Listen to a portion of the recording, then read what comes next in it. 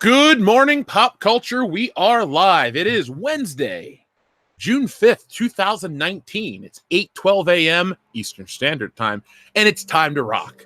Good morning, pop culture is here. So, folks, last night we hosted the High Council here on World Class Bullshitters, and it got over 1,000 thumbs up or likes. So the smash button was meleeed, or melee button was smashed, and the muff button was licked, and now we're here. So you know how to get us back on the air. So make that happen every time World Class Bullshitters hosts the High Council.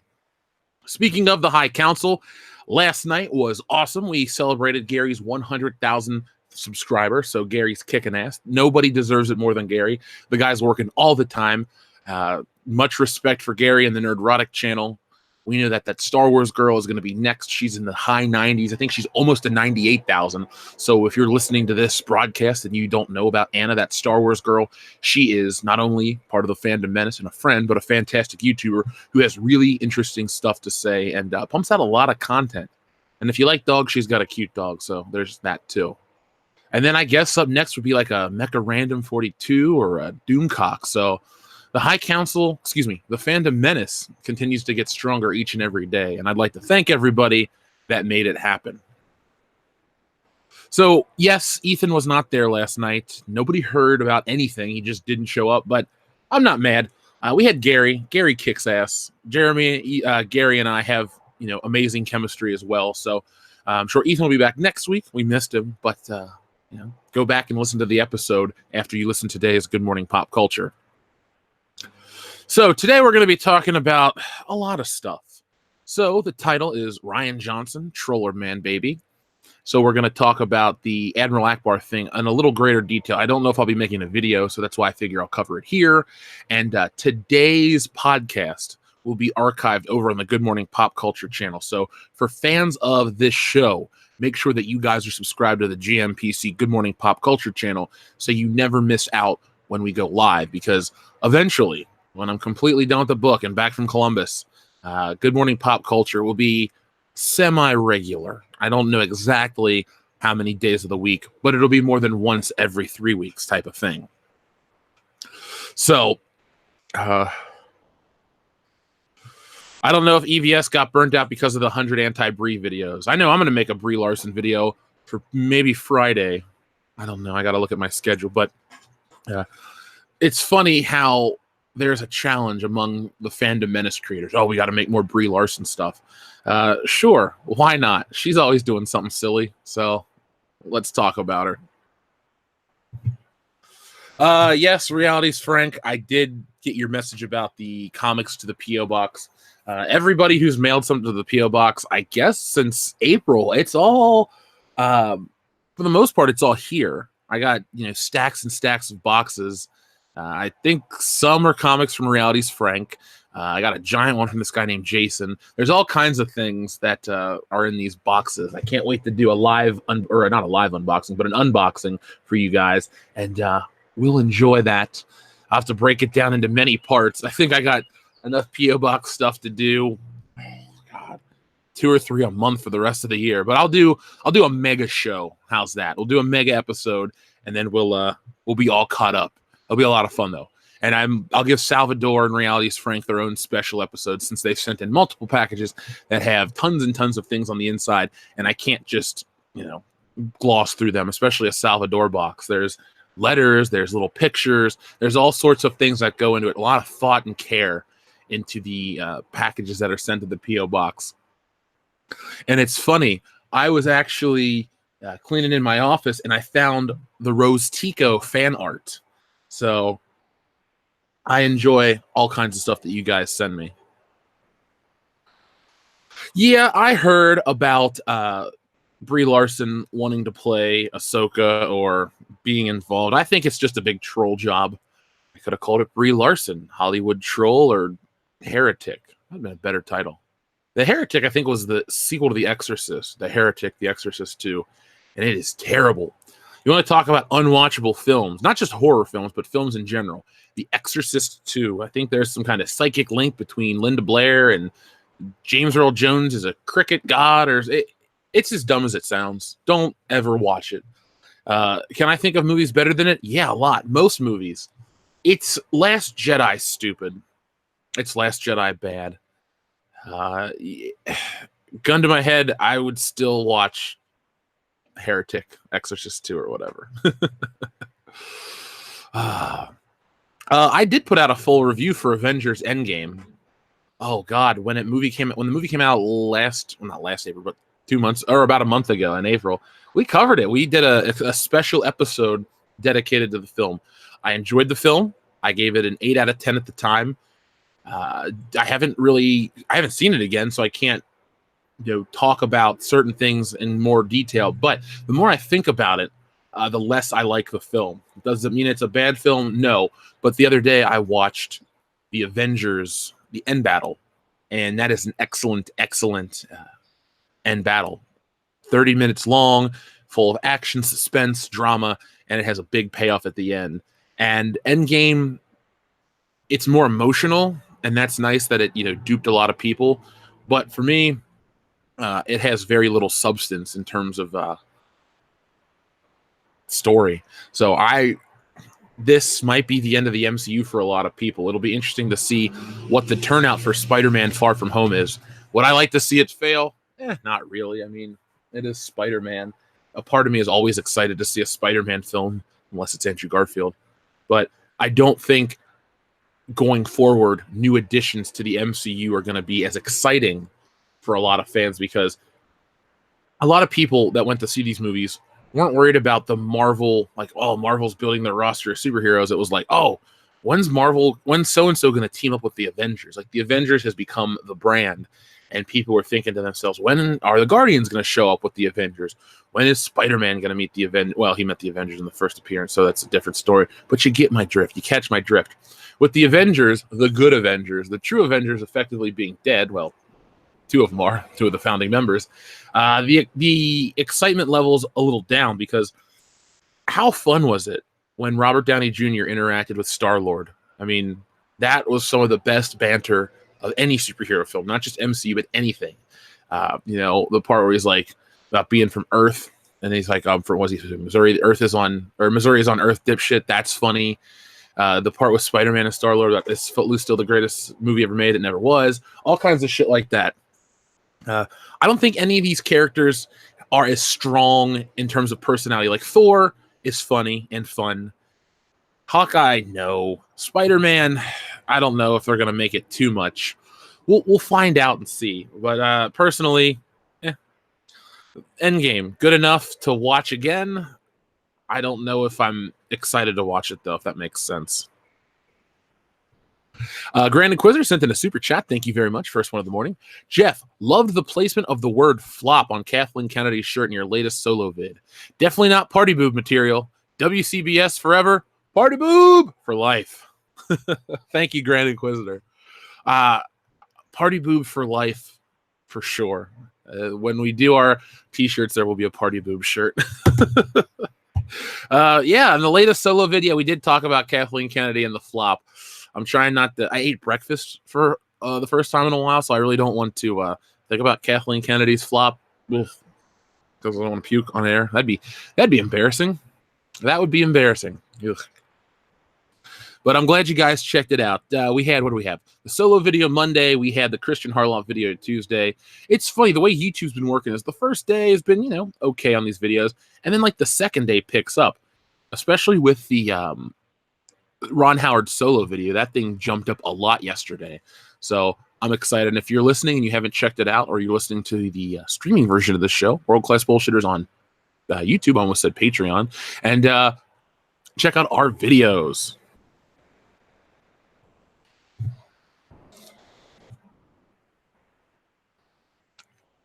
Let's see. What do we got in the chat? Shout out to Star Wars for Life, by the way. She moderated last night's High Council, did a fantastic job, and she's in the chat right now. So, folks, show some love to Star Wars for Life. MCU is dead to me. Yeah, Dr. Coffin Nails. I get the sentiment. I don't think it's being like angry nerd rage. It makes sense. The story's complete. It's over. There's no more. Go home. Oh, but guys, there's so many great characters that are left. No, Squirrel Girl's not a great character. But guys, what about Shang-Chi? Well, Shang-Chi could be cool. You just got to do it right. He has to be Asian, and that's fine. That's who he is.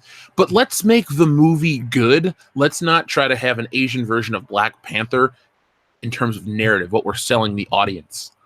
I'm all for people of any race or whatever being superheroes if you're adapting what exists. I don't need, like I was all for Monica Rambeau being Captain Marvel. Why not her? Well, we know why. Hypocrites in Hollywood. That's why. But the next wave of MCU flicks just don't excite me. There's a rumor rolling around. I'm actually going to make a video about it, so make sure you guys check that one out. But I'm looking into that, and the stuff that they're trying to build up, it just isn't that exciting. Like I heard a rumor that the next Black Widow film is only going to have Scarlett Johansson in it partially. That would be a real bait and switch if we get this Black Widow movie and it's someone else in the role. And I don't mean like another person playing Natasha. I think there's another character that is called Black Widow. It's a rumor I've heard. I don't know anything beyond the rumor, but it annoys me because I like Scarlett Johansson. I always have since I was a little kid. From Home Alone 3 to an adult, I've always liked Scarlett Johansson, and she's older than me, so I'm not, making it weird. But her casting in Iron Man 2 is cool. I remember I was actually really excited for her. I bought a 7-Eleven slushie. What are they called? Slurpee. No, Slurpee. The Slurpees are real. Squishies are the Simpsons. I bought it with her on it, and I kept that cup to this day because I thought she was so pretty in that movie. Still do. And she did not disappoint once. At all. I have Black Widow. I don't know if I have any Black Widow toys, but I have a pin and something else, and she's cool. She's on the team. Same with Scarlet Witch. I like those ladies, and the bald woman from Black Panther is pretty cool too. But trying to make a Squirrel Girl and a Kamala Khan Miss Marvel movie, there's a reason why there's a pushback to the characters, and it's not because people are racist. It's because they're dumb characters. That'd be like if they made a Matter Eating Boy movie in DC. He's this like fat ball kid that like eats shit and grows. That's dumb. So nobody wants that kind of crap.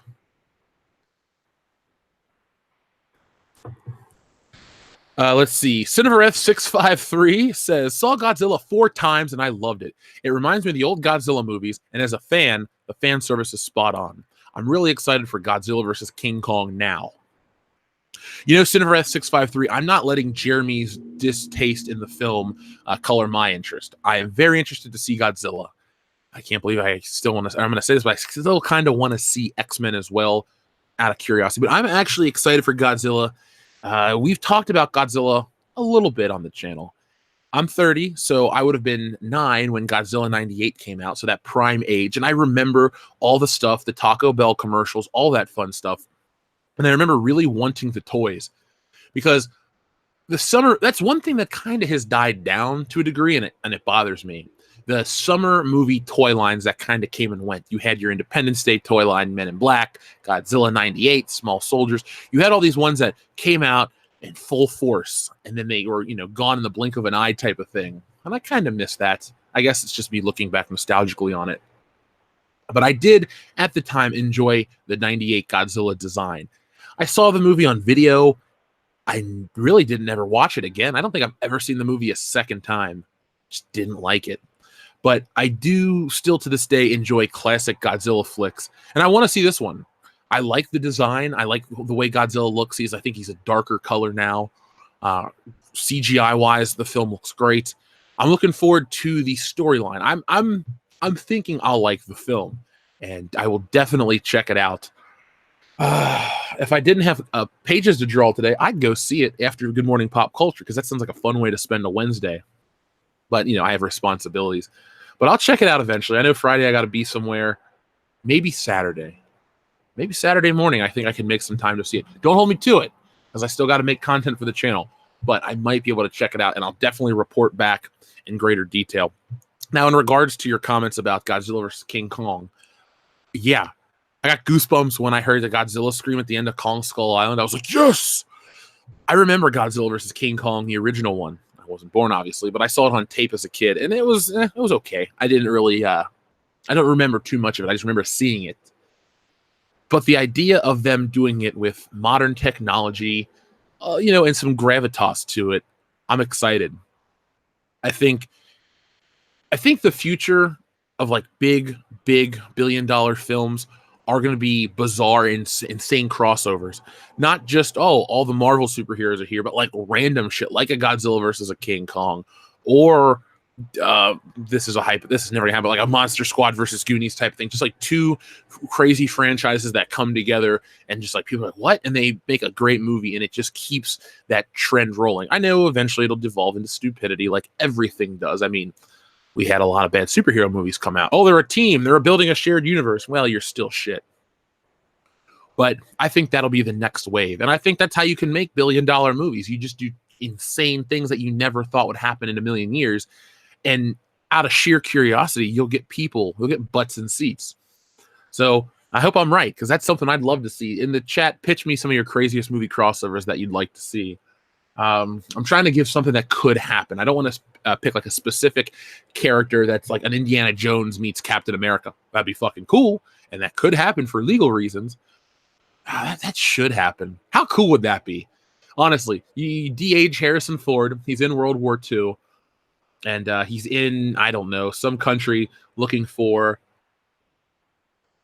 obviously a relic, a MacGuffin, and it's in the middle of the war, and he gets involved, and there's Captain America. That would be crazy, dumb, but fun. If it's done right, I think a lot of people would dig it. A lot of love for Scarlett Johansson. Somebody called her a handsome woman. She's just a good-looking woman to me. I've always liked her. The Chewbacca fan 0824 the Virgin. Oh, that's a great name. I wonder where you got it from. What's this party boob nonsense? More toxic masculinity, no doubt, Jeff. You need a strong-willed girlfriend to run your life and tell you what to do. Yep, that's exactly what I need, Chewbacca fan 0824 the Virgin.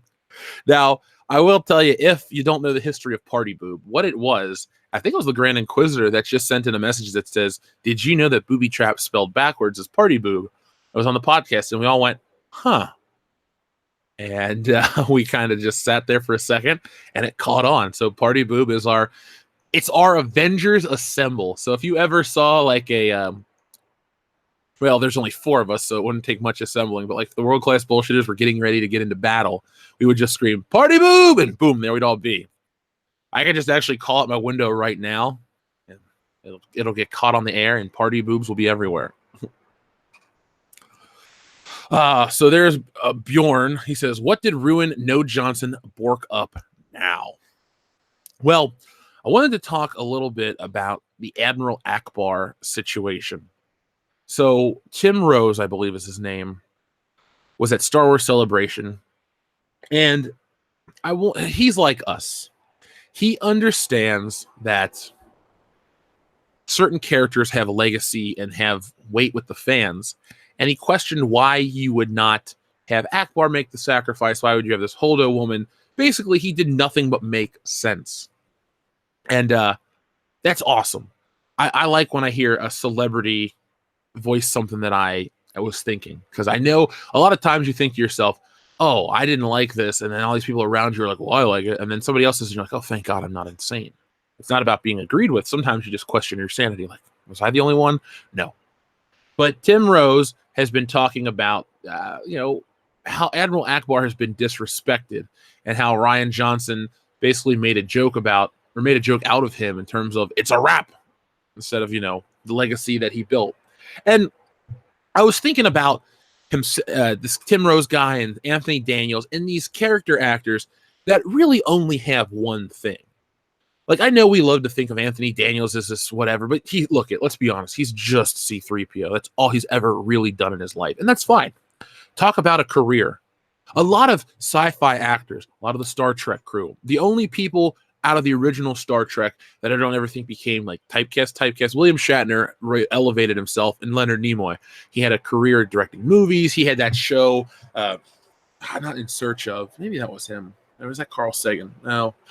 My point is those two guys, but Nichelle Nichols, Walter Koenig, DeForest Kelley, and Scotty, what's his name? Oh, God, James Doohan. Those guys and lady, that's all they had. They'd go to conventions. They'd do their thing. Oh, and George Takei. How could I forget him? Oh, my. Same with Star Wars. Peter Mayhew, Anthony Daniels, Kenny Baker, David Prowse, Tim Rose. These people are really just one character. And they've built a career out of being that one character publicly. They know how to use the media, not media, excuse me. They know how to use conventions and interact with fans to, continue to be viable. And I get where he's coming from. That's the lens that I look at it through. I think Rian Johnson has the world's worst sense of humor. He thinks something's funny, other people don't. He has some power, and he kind of, makes you do things. He bends you to his will, and the end result is just a terrible, terrible joke. So, with Star Wars and any kind of old property, when it's so big, it means so much to so many people on different levels. But there's, like I said, there's so many people out there, so you can never underestimate its importance. That's why the Phantom Menace is what it is, because Star Wars is this massive thing, and not everybody bought into the Disney hype. And we're very happy about that, very fortunate. But at the same time, Disney puts itself in a bad way, and they need to be mindful of that shit, because you can get the people that are into it because it's hot, like, the Marvel fans that got into it because of the MCU, and then we'll, pick and choose between movies. Now, I'm not saying you need to pay, solely focus or cater to, the old fans, like, and I mean, like, age-wise, or, well, you just don't need to, but you need to, like, have a happy balance, and Star Wars seems to have, the balance seems to be disrupted, and not in a good way. Scottskio2 says, why not both? Well, why not both? Will I be going to San Diego Comic-Con? I will not. I don't have tickets. If I had tickets, I could make it happen. I can get there. That's not the issue. But I just don't have tickets. I don't know how to get them. Okay, Leonard Nimoy did host In Search Of. All right, so I wasn't crazy. Best Star Trek was City on the Edge of Tomorrow. That's a good episode. That's a great episode. When I was earlier in the production of the book, I had Star Trek on in the background when I would draw. Every night I would sit down, and when I would ink, I would just put Star Trek on and listen. I think I made it through 2 seasons. 3. I've seen every episode of that show. It's not like it's a new thing for me. I used to watch Star Trek on the Sci-Fi Channel as a kid when it had the little logo of the, was it Saturn? And the old Sci-Fi logo was pretty cool. 90s TV was pretty cool. And I don't think it's just me looking back nostalgically. I've gone back and watched a lot of stuff, like old bumpers, commercials. Things were just more creative and unique. And now today commercials are just essentially stock footage with whoever wants to slap their logo on it. The characters are interchangeable. Like, with the exception of Flo from Progressive and the Geico Gecko, which has been around for, like 20 years at this point, I can't think of many other commercial icons. Growing up, we had Wendy the Snapple Lady. There was Clara Peller, Where's the Beef? There was the Dunkin' Donuts guy, the spicy meatball guy, John, what's his face, the fast talker for Matchbox Cars. Not Matchbox Cars. Yeah, Matchbox, no. The small ones. Micro Machines, that's what it is. So, yeah, we had those things. And today it's just like, oh, we'll get a spokesperson, Jamie Lee Curtis, but then the other Activia ads are just like middle-aged ladies that like have poop problems. I'm not saying everything needs to have a character, but some things do. Because, there's a reason people can go on YouTube and watch 20-hour compilations of 90s commercials. You'll see toy commercials, you'll see game commercials. There was just something better about advertising. And I think that is also why I studied advertising in college. For 3 years at Michigan State, 3 years and 1 semester. So just a semester shy before I had to transfer due to financial reasons. I liked advertising a lot. I find it fun. Yeah, the psychology behind it at times as well, just psychology, but the creative aspects of it, man, some of the best stuff. And, we don't have that anymore. See, Walter Koenig was great as Bester in Babylon 5. I've never seen that show. I need to catch up. I will definitely add that to my list of things to watch. After Lord of the Rings, after The Expanse, after Jordan Peele's Twilight Zone. Actually, Jordan Peele's Twilight Zone is going to be next. So, Micro Machine. Okay, cool. So, yeah. Remember Alf? He put the poor... Yeah, I remember Alf. Kendo is a huge Alf fan. If you guys ever want to surprise Kendo, send Alf stuff to the P.O. box, and that'll go directly to him.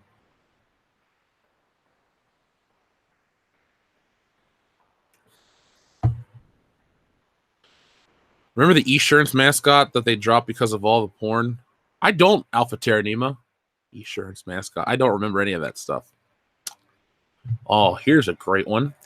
Jeff, Nightmare at 20,000 feet. Shatner or Lithgow? Oh. Well, let me answer your question with a question, and then I'll give you the answer you want. Have you ever watched Third Rock from the Sun?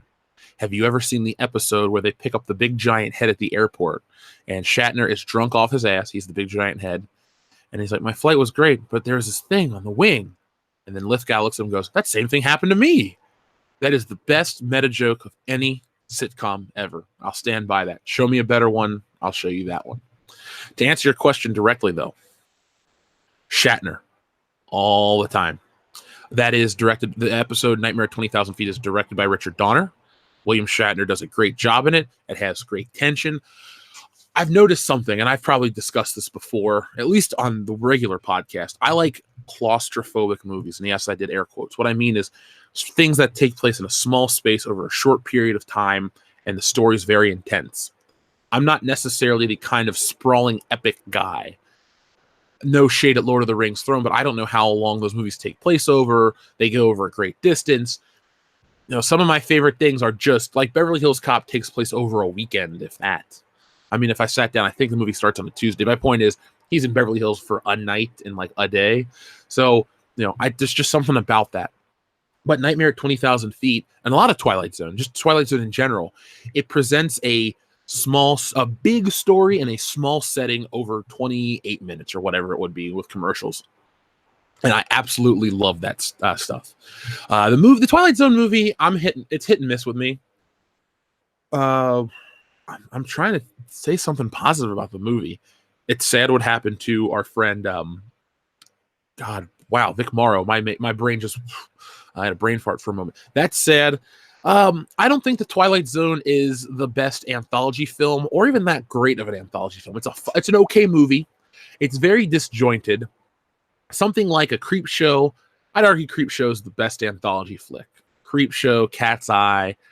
Oh God, I need a list of them right in front of me to give you a more definitive one. But like, I own Creepshow on multiple formats. I think it was a fantastic movie. It is what happens when you get the best of your genre to make a movie. And if you haven't seen Creepshow, folks, I strongly recommend it. Highly recommend it. That would be a top 10 horror film for sure. Maybe number 3. I got to see what my number 2 would be, but Halloween's definitely number 1. I remember Reboot K-Mac. I used to watch it every day at 5 o'clock before Dragon Ball Z. Michael Roth, thank you very much. Jared from Subway might have scared advertisers off from tying themselves closely to a specific person. You know what? That's a very valid point right there, Michael. I haven't thought of that. I try to push Jared Fogle out of my mind because of what he did. It's gross. It's just nasty. No joke to be made. It's fucking gross. So I guess that's the best answer you could, a point that I would agree with. I still do like mascots and characters, but a brand has to take those things into account. And I get it. I get it 100%. So thank you, Michael. I just remember, it's weird too. Like, I looked at Austin Powers Goldmember, just a couple scenes, and they talk about Jared from Subway. I did the diet and all this shit, and I'm thinking to myself, oh, this makes that movie not age very well. Not Austin Powers' fault. I mean, I don't think Goldmember is a very good film. Anyway, but it's I don't know. It's an odd thing to watch.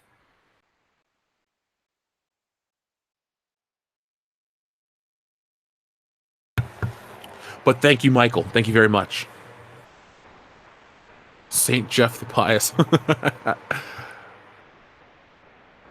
Dawn of the Dead is Edward Hoag's favorite horror movie. Dawn of the Dead's fantastic. That might be... Is that my favorite zombie flick?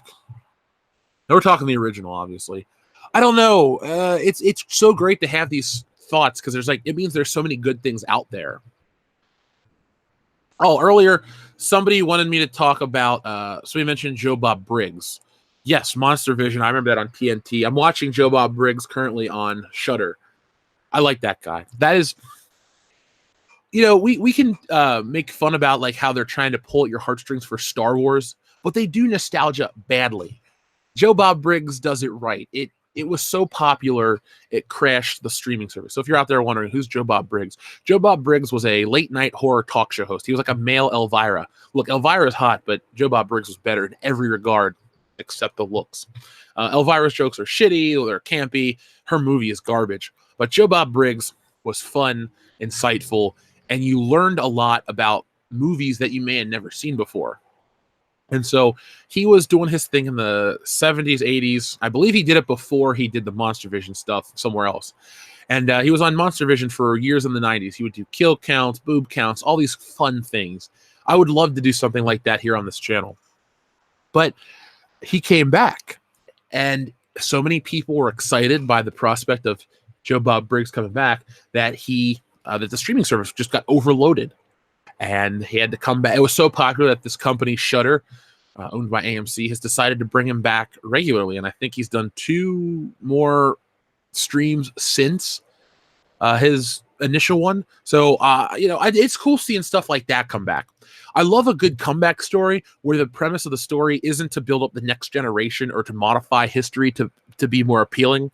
It's to show that the old ways sometimes still work and that these guys still got it. So, shout out to Joe Bob Briggs. Love him. That came from Samus Aran. Shout out to our friend Justin B6699, probably our longest regular listener and supporter. Dude has been awesome. He's been there. He was our second patron. He's been around like over 2 years, I believe, at this point. Before our Star Wars stuff, he was listening to the podcast. He's been invested. So shout out to him. I see him in the chat. Move the Expanse up the list. It's fucking great, says Busy Bedico. Yes, I want to. I want to watch good sci-fi. Sometimes I get pulled into shit like Black Mirror, the Americanized version, because Black Mirror, when it initially launched, was amazing. It was incredible. But then we get to like the Netflix purchased versions, and they're shitty. Claustoric. Oh, wait, hold on. Dr. Coffinail sent in a super chat. Thank you very much, Dr. Coffinails. Dr. Coffinail says, Jeff, see Shatner's episode of Thriller, especially The Reaper. If you like Twilight Zone, you'll like these. Well, Dr. Coffinails, you are getting a screenshot of your super chat because you are speaking my language. First off, I like William Shatner. Secondly, I like shows like The Twilight Zone. And I want to watch more scary anthology shows. It's funny, a show like The Twilight Zone can be political, but it's hidden under the guise of science fiction, and it's so well done, and we still go back and look at it today. Who are the great sci-fi writers of today? Who are the great writers of today? You hear a lot about young adult writers or kids writers and stuff like that, but I mean, I guess James Patterson's still doing his thing, but you had like a Ray Bradbury. That's one of the few authors that I sit and go, oh man, I really like Ray Bradbury. I may say I like James Bond books. I wouldn't call myself an Ian Fleming fanatic, but I like Ray Bradbury books. There's something about that guy's work. We had to read it in school as a kid, and I hated it because, forced into reading. But as an adult, can't get enough of it. But I definitely will watch those episodes, Dr. Coffin Nails. By the way, I was getting my office together, and right here I have Yo-Yo the Dieting Clown. All the issues are sitting above the Best of Shazam and Tales of the New Gods. So... let's see. Tales from the Crypt TV series. Love that show as a kid. Well, Thundercats Ho. I love that show as an adult. I still watch it. I actually listened to a podcast called Good Evening Kitties. It's solely about Tales from the Crypt, the TV show. And HBO, if you'd like a couple hundred of my dollars, I strongly suggest and advocate that you release Tales from the Crypt on Blu-ray or 4K. Like, just remaster the episodes. Tales from the Crypt is very important in terms of HBO, cable shows, anthology stuff, and I want to see that make a comeback. Anthology shows are fun. Let's have some fun. Claustoric says, good morning, Jeff. My fiance has me watching Voyager, and 7 has caught my eye. Which Star Trek lady catches your fancy? This is an interesting question, and I will answer this. I like it. Well, Claustoric, I like the ladies from the 60s Star Trek show. It's funny you asked this question because I was watching the show as I inked the comic, and I thought to myself, man, a lot of these women on Star Trek were just really, really good looking. So there's a lot of them. Uhura had a really good body. I could say her. That wouldn't be a bad option. Probably some of the ones from the 60s in general. A lot of the incidental characters that just popped up and left the next episode. I think a lot of those women were very good looking. They caught my eye.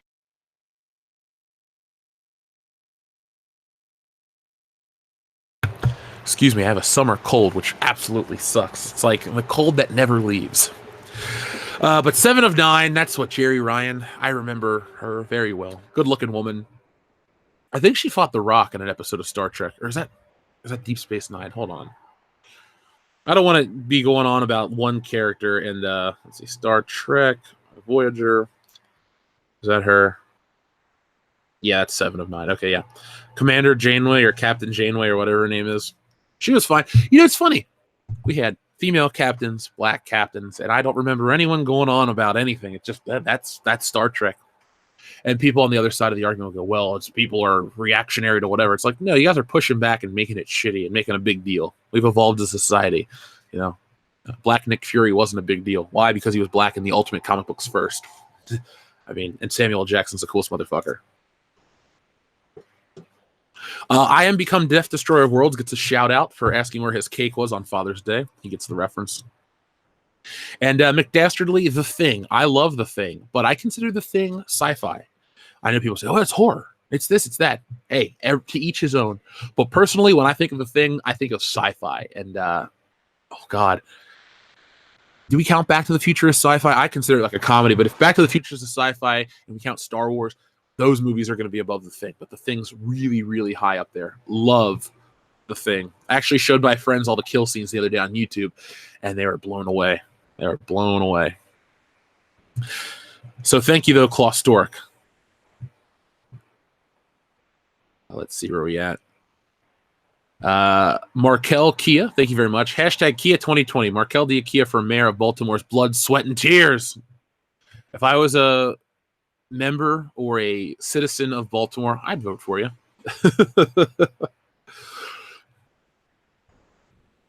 Let's see.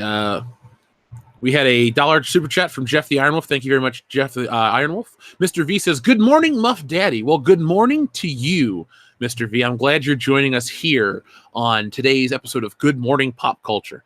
And as I said, folks, this will be archived over on the Good Morning Pop Culture channel, and the audio version will be streaming soon. We had a lot of requests. One of our patrons asked, and I listened. So if you're out there listening, your name escapes my mind right now. I hope you enjoy this morning's show as you're driving. I'll check out Altered Carbon, Jeff the Iron Wolf. I'm open to watching these things. I can listen to them as I draw, so that's really not a problem. But to sit down and watch will be hard. Let's see. Markel Kia says, I need a good editor, $40 US per assignment. Please contact mkia at bal.yearup.org for more details. Markel, if you're looking for like a comic book editor or a creative editor, there's a couple Facebook pages. I think there's it's one called like Independent Comic Creators Unite or something like that. I know a lot of people over there could help you out. I'm trying to think to give you more advice. I really, Facebook, to get into these communities of other creators, you'll be surprised. Like I had joined a comic book colorist Facebook page years ago, just wanting to look, because I was going to try to learn how to color comic books, my own stuff. And I never got around to learning it, but because I was in that group, I was able to find, the people that initially colored Stealing Solo and the people that are finishing the book. So just get involved in those communities. That's the best piece of advice I can give you. Licardo Guira says, don't ask for an anthology series in current day. They'll Jordan Peele it. That's as offensive as saying I Rian Johnson did. Oh. Look at Licardo. I agree with you. They will Jordan Peele it. Is it because people are dumber today? Look, it could be me that I'm talking about, or it could be somebody else. But there's going to be somebody that comes out and starts writing stuff, and it's going to tap into the audience, and they're going to elevate, or they're going to rise above. And I'll say it's me. Fuck it. I got ideas. I got more ideas than you guys realize. Stealing Solo is just the first comic. Our next one will be Woke Busters. And, I got a ton of ideas, a ton of things, and I'm going to basically make fun of the current political and social climate that we're in.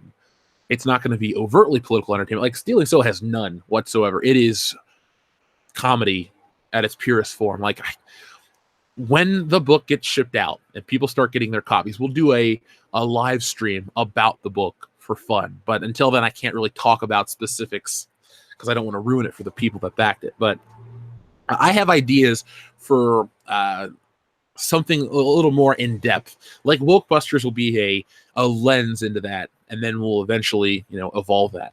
But I think there could be a great anthology series if we go for fun instead of, trying to be as thought-provoking as Rod Serling. Not everyone's going to be Rod Serling, and if you're going to try to be like Rod Serling, well, make sure that you study Rod Serling. You don't just get the license of the Twilight Zone and hide behind that, because that kind of stuff pisses me off.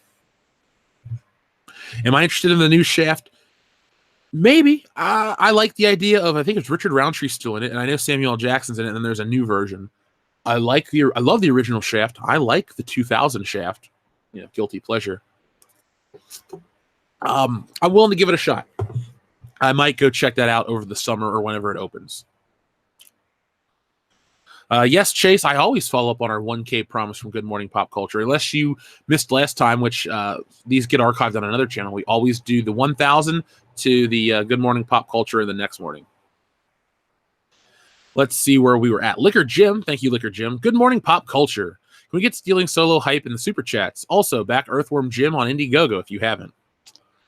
There's more to talk about Stealing Solo in the near future, so there will be plenty of hype. It's not dead yet. No, Liquor Jim, thank you very much. Yes, folks, be excited.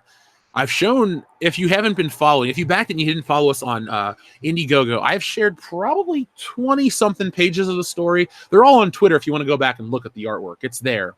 And like I said, I'm at a point where I can't show certain elements because I don't want to ruin the surprise, but trust me, it's going to be worth it, and it'll be there soon. Like I said, I posted the update. June, I'll be all done with everything. We're on the 5th of June. I'm going to get off of this live stream this morning, and I'm going to get the next pages done. And but it, like I said, you'll be hearing about it. I got something so big planned later on that you guys are going to get excited for it, and you're going to be pumped. They'll never ruin Back to the Future until Bob Zemeckis and Bob Gale are dead, because those guys have gone on record. No remakes, no reboots, no part 4s. Gerard Weaver, thank you very much. Stealing Cyberfrog. Narco Ethan sleeps through the High Council, so Jeff and Jeremy break into Ethan's house and kidnap Cyberfrog. I love it. I love it. I would make that with the guys.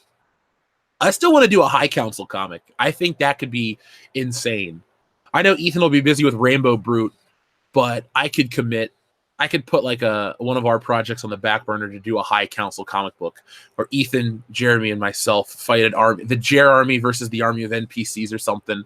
And with Ethan's connections, we could get an amazing inker and colorist, and we could really make that happen. So just keep following all the Indiegogo projects we have, guys, because they're going to be unique and worth your time, and better than anything you can get in stores. And by the way, one more thing about mine. I did a page count, and it's no longer just a comic. It'll be like a graphic novel, like a full-sized book. So if you backed it at the $20 level, you will get a book that is worth $20 in size, content, everything.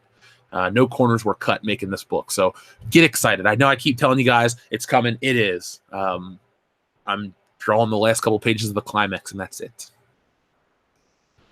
Good morning to Noir24. Let's see where we're at. Marcel 2099 says, just watched Disney shill video. Great call out. 100% and totally agree on Black Mirror. Completely regressed and going downhill. Shameless SJW pander. Well, first off, Marcel 2099, cool screen name, and thank you for watching the Disney shill video. I'm glad that you guys liked the new format. Like I said last time in the High Council, for me to do okay, so if you enjoyed the Christian Harloff Disney shill video yesterday, I can produce videos faster if I go that route, meaning my little illustration of me, which by the way is from the comic. I drew it myself, so why not take it and repurpose it? But my little illustration of me and an HD background, and then talk about stuff and put in clips that way. That is actually faster than the old process. Now, For those who are like, oh, I love the quality of the old videos. If you notice, the writing and the recording, same exact process, same amount of time in the script, everything. I didn't, just come up with a prompt and just start talking. I put the same amount of time and effort on that part of the videos and the title cards and all that stuff. But to get this story out, because it was very topical, I did it early, or I did it this way. So if you guys enjoyed that, and let me know by continuing to watch that video, I can do more stuff and give you guys more content, and everybody wins.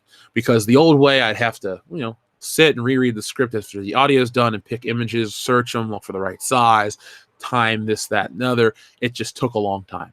But this way, was quicker. Marcel, I'm glad I'm not the only one who feels that way about Black Mirror. I really was into it. And the episodes that I hate are the Netflix ones. And it's nothing to do with okay, so in the Twilight Zone or any anthology series, it's like the bad guy usually gets his comeuppance. It's a moral story. Or sometimes even not necessarily the bad guy, but there's someone gets their comeuppance. With the Black Mirror ones, that woman in the Star Trek spoof, she was the villain to me, not the game guy. So I think it would have been better had they been trapped in the story instead of escaping and given the happy ending that it was. Fuck that show. Fuck that episode.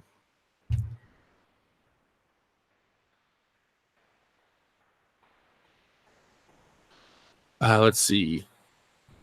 Where was Pablo Hidalgo during all this time? Oh, that's right. Who cares? Let's see where we at. Super chat. Club Star Wars says, is there any hope for Star Wars? If so, what? Let's see. Is there any hope for Star Wars?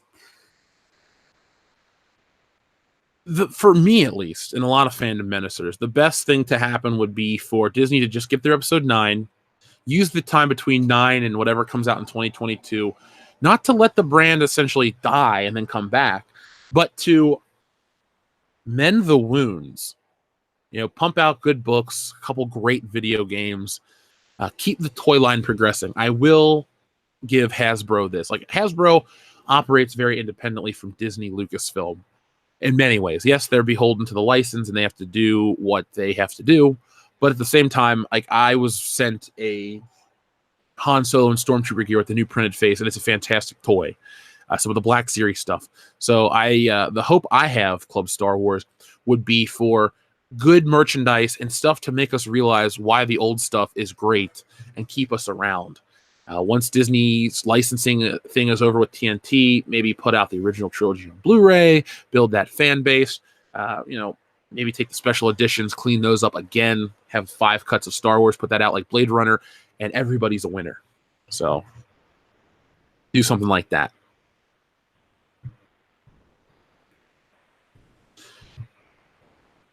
Do I think we'll ever get a Blu-ray series or a Blu-ray version of the 90s Spider-Man show? I would hope so, but my guess is that Disney Plus is just going to take the 480p version and stream it like it was on Netflix. If they go back and remaster that show, I will eat my hat and apologize, because that's a great show. But I don't foresee that ever happening, Jonathan. But I would love to do that. Anywhere on Subscribestar? Oh, yeah, I got to do that. If I ever forget to do something, it's not that I intentionally don't do it. I just forget.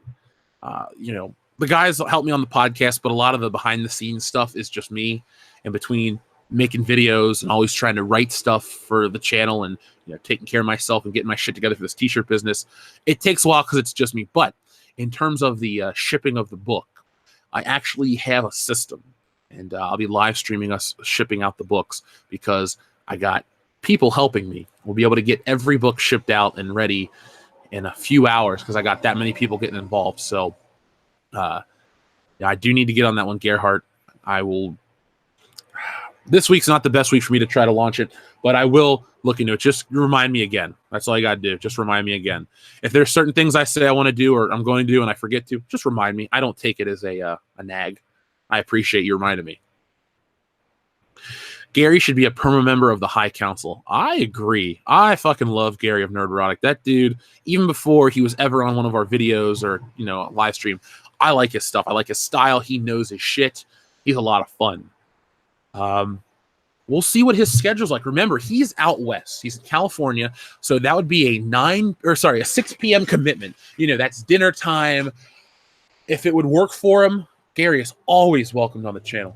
And if there's anything I can do to help Gary back in return, I will gladly do the same. We'll talk to him. Gary's cool. I have nothing but positive things to say about the dude.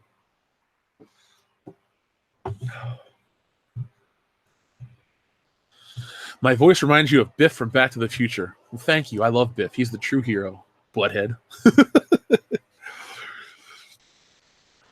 Thank you, Benjamin Plummer. You have patience. No worries. Well, thank you, guys. Like I said, the first delay was out of my control, and I'm just, fixing it. But thank you. Mr. V, let's see. I watched Chernobyl yesterday. It's amazing. It's an amazing piece of work. I give it a 9.5 out of 10. But be warned, it's not exactly a knee slapper. Mr. V, I'm glad you brought this up. Like I said last night on the High Council, I've been listening to the podcast from HBO about Chernobyl, which I have enjoyed thoroughly. It's a fantastic podcast. I love it. It goes into the details. It goes into the why they make the creative choices, and it goes into the history of Chernobyl. I have an odd, I don't want to say fascination, but an odd interest in the Chernobyl meltdown. Not because I like the blood and guts and stuff, but I'm more interested in how in the Soviet Union they try to cover up such things, an atrocity. How, that couldn't happen today. Well, they cut the phone lines in the show. They could probably, oh my God, with the internet, I guess you could cut off all telecommunications quicker. There would be just other things that could happen. No, I don't think you could ever get away with something like that in these days. And you shouldn't. It was a terrible thing. And I laugh at the lady on Twitter that talks about we need people of color on Chernobyl. No, it's meant to look realistic. And, sorry, lady, this is just not your show. Not your show. But I will watch it eventually. Like I said, I just got access to The Twilight Zone. Chernobyl's on my list. Cobra Kai Season 2. Those sorts of shows. I will, they're miniseries. I can commit to a miniseries. I can sit down on a Saturday morning, catch a couple episodes, get some work done, come back Saturday night, finish it out. I can do that kind of stuff. But I couldn't do like 15 seasons of Supernatural like Gary talked about last night. Let's see. Star Wars for Life. Thank you very much for your super chat. What do you think of the new Batman role casting? Well, Star Wars for Life. I understand why people tell me I need to give him a chance. I see where that argument comes from. But at the same time, I also understand why people are pissed off. Me, I don't like Robert Pattinson. Have I seen him in a lot of stuff? No. I think he was in some elephant movie I saw and that 9/11 movie. Prove me wrong. I want to have a great time with Batman, but I think he's too feminine looking to buy into the role. And there's just something to be said about the previous, even Michael Keaton, who was little in comparison. There was just something about him that was perfect. The voice. I think he still has the best Batman voice because Christian Bale's like, yeah, trigger, blah, blah, blah, all that shit. I mean, I can joke about it. Everybody's made that joke. But Michael Keaton's voice was like a soft whisper. It was intense. It was scary. I'm Batman type of thing. And he was great. Val Kilmer, I like Val Kilmer. Val Kilmer was the Batman I probably watched the most as a kid. I watched Batman Forever all the fucking time. Not only did I watch it because I liked it, I watched it because I have the Batmobile toy, the Bat Cave, the Batman figure, and the Robin figure from the film. So, I mean, I kind of bought in pretty heavy to Batman Forever. In terms of, though, Robert Pattinson, the only positive I can say out of this is that Warner Brothers and Matt Reeves have to work extra hard on this film because they cannot get away. They can't rest on their laurels, to use an old phrase, but they can't get away with anything less than stellar in every aspect, meaning they have to have a phenomenal script. They have to have great villain casting, great world casting. They have to have a fantastic bat suit, Batmobile, all these things.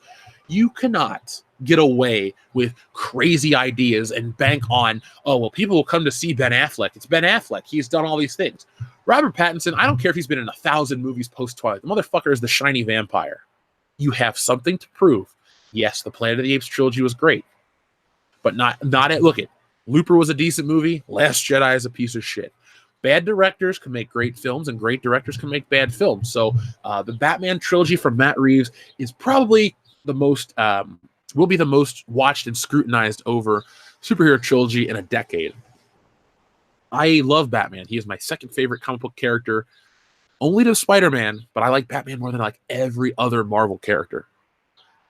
He holds a very special place in my heart. So we'll see in 2 or 3 years.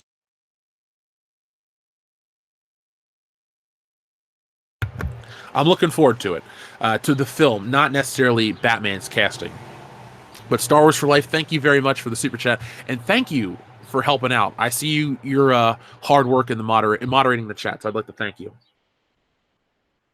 Nova Zero says EU was Star Wars, not the individual bits of lore, but the love letters written by fan writers involved. So hearing about Old Republic, yeah, not interested in that at all. I'm concerned. I've been picking up expanded universe novels. I've mentioned that a couple times on live shows. So like, I know they're not everybody's cups of tea, but I got right here, Showdown at Centerpoint, which is chapter 3 of the Carillion trilogy. I love that kind of Star Wars stuff.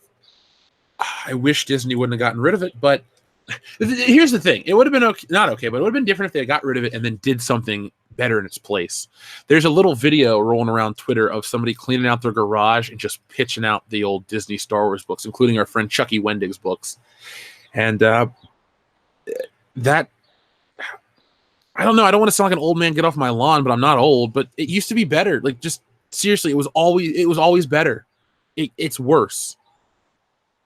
Technology has gotten better. Food has gotten better for the most part. Not, a lot of synthetic crap, but that's a topic for another day. Beer choices have gotten better. Entertainment options, the variety has grown. But like Star Wars stuff has dropped. And it's all by choice. That's why I get mad. Like on the High Council last night, I wasn't, asking Jeremy and Gary why to keep the show going. I was asking why people make these decisions, because it's not like an organic thing. Star Wars used to have this natural hype around it, and you would get excited. You would think about it. Like, I remember I used to quiz myself. I had this book called Star Wars, the Star Wars Scrapbook. I think it was Mark Cotta-Vaz wrote it. I had 2 editions of the fucking thing. It was the same book, essentially, with just different covers. But I used to read that book and quiz it, like, a DL-44 blaster and this and that. And I was so invested in it. Part of it because it was new, but I had that same excitement at, what was I, 8 years old? I had that excitement at 20 years old when Clone Wars was out, and I was hanging out in college with Dion and Dustin and our friend Garrett, who came up to visit Star Wars Celebration because he was in Chicago, and we would sit and talk about Star Wars. And when I had my one girlfriend in college and I was over her apartment, Dustin brought me this giant Millennium Falcon as a gift, and I was so excited. Like, I had that excitement as an adult. Disney ruined it. I've never heard of the Expanse books, Boris. I'm a bad sci-fi fan. I want to. I think look, I'm going to read these Star Wars books, but the next sci-fi I'm going to commit to will be Ray Bradbury. I have all these Audible credits, like a stupid amount of Audible credits, and I'm just going to use those on that.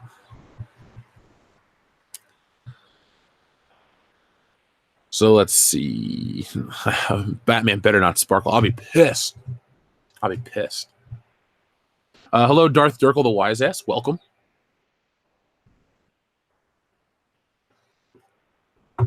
Thundercat says about wanting to see a Batman's Elseworld comic where he starts as an SJW but transfers into Batman we know and love. I'd like that as a good laugh. I don't know why companies don't just say forget the SJW people, because they're not buying your books. Like, who are you virtually signaling to? I actually make that, like, you ever see that meme of that black girl with her hand up, like, what? I make that face when I think about, like, why these comic companies do what they do. It makes no fucking sense. I don't care who buys my product. I don't care who watches the show. I'm very thankful for everybody. If you're rich, if you're poor, if you're black, if you're white, gay, straight, I don't care. You live your life. I'm thankful that you back us and watch us. I don't know why Marvel doesn't feel the same way. Like, why would you care if it's 60-year-old white dudes buying Spider-Man and you're selling 400,000 copies? Or, oh, we want to target the younger audience. We sell 65,000 copies to a specific... Like, who gives a shit? Oh, we're building up the next generation. No, the fuck you're not. Because this generation of people, and it's everything. It's not just Marvel and Disney stuff. All entertainment is disposable because everything comes out so fast. Even if we go back 20 years, you still had time between big events.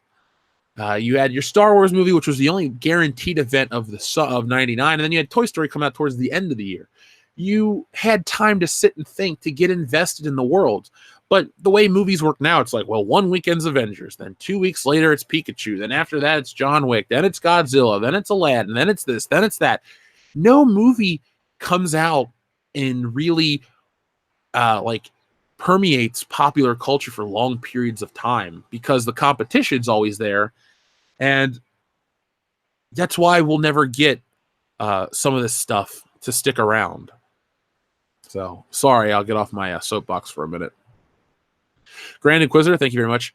Jeff, you need to start the Thrawn trilogy. I own those books. That is why I didn't buy those books. I have all of them in hardback. So I will read them. I have them on my shelf. They're behind my row of random DVDs and SSX Tricky on the GameCube.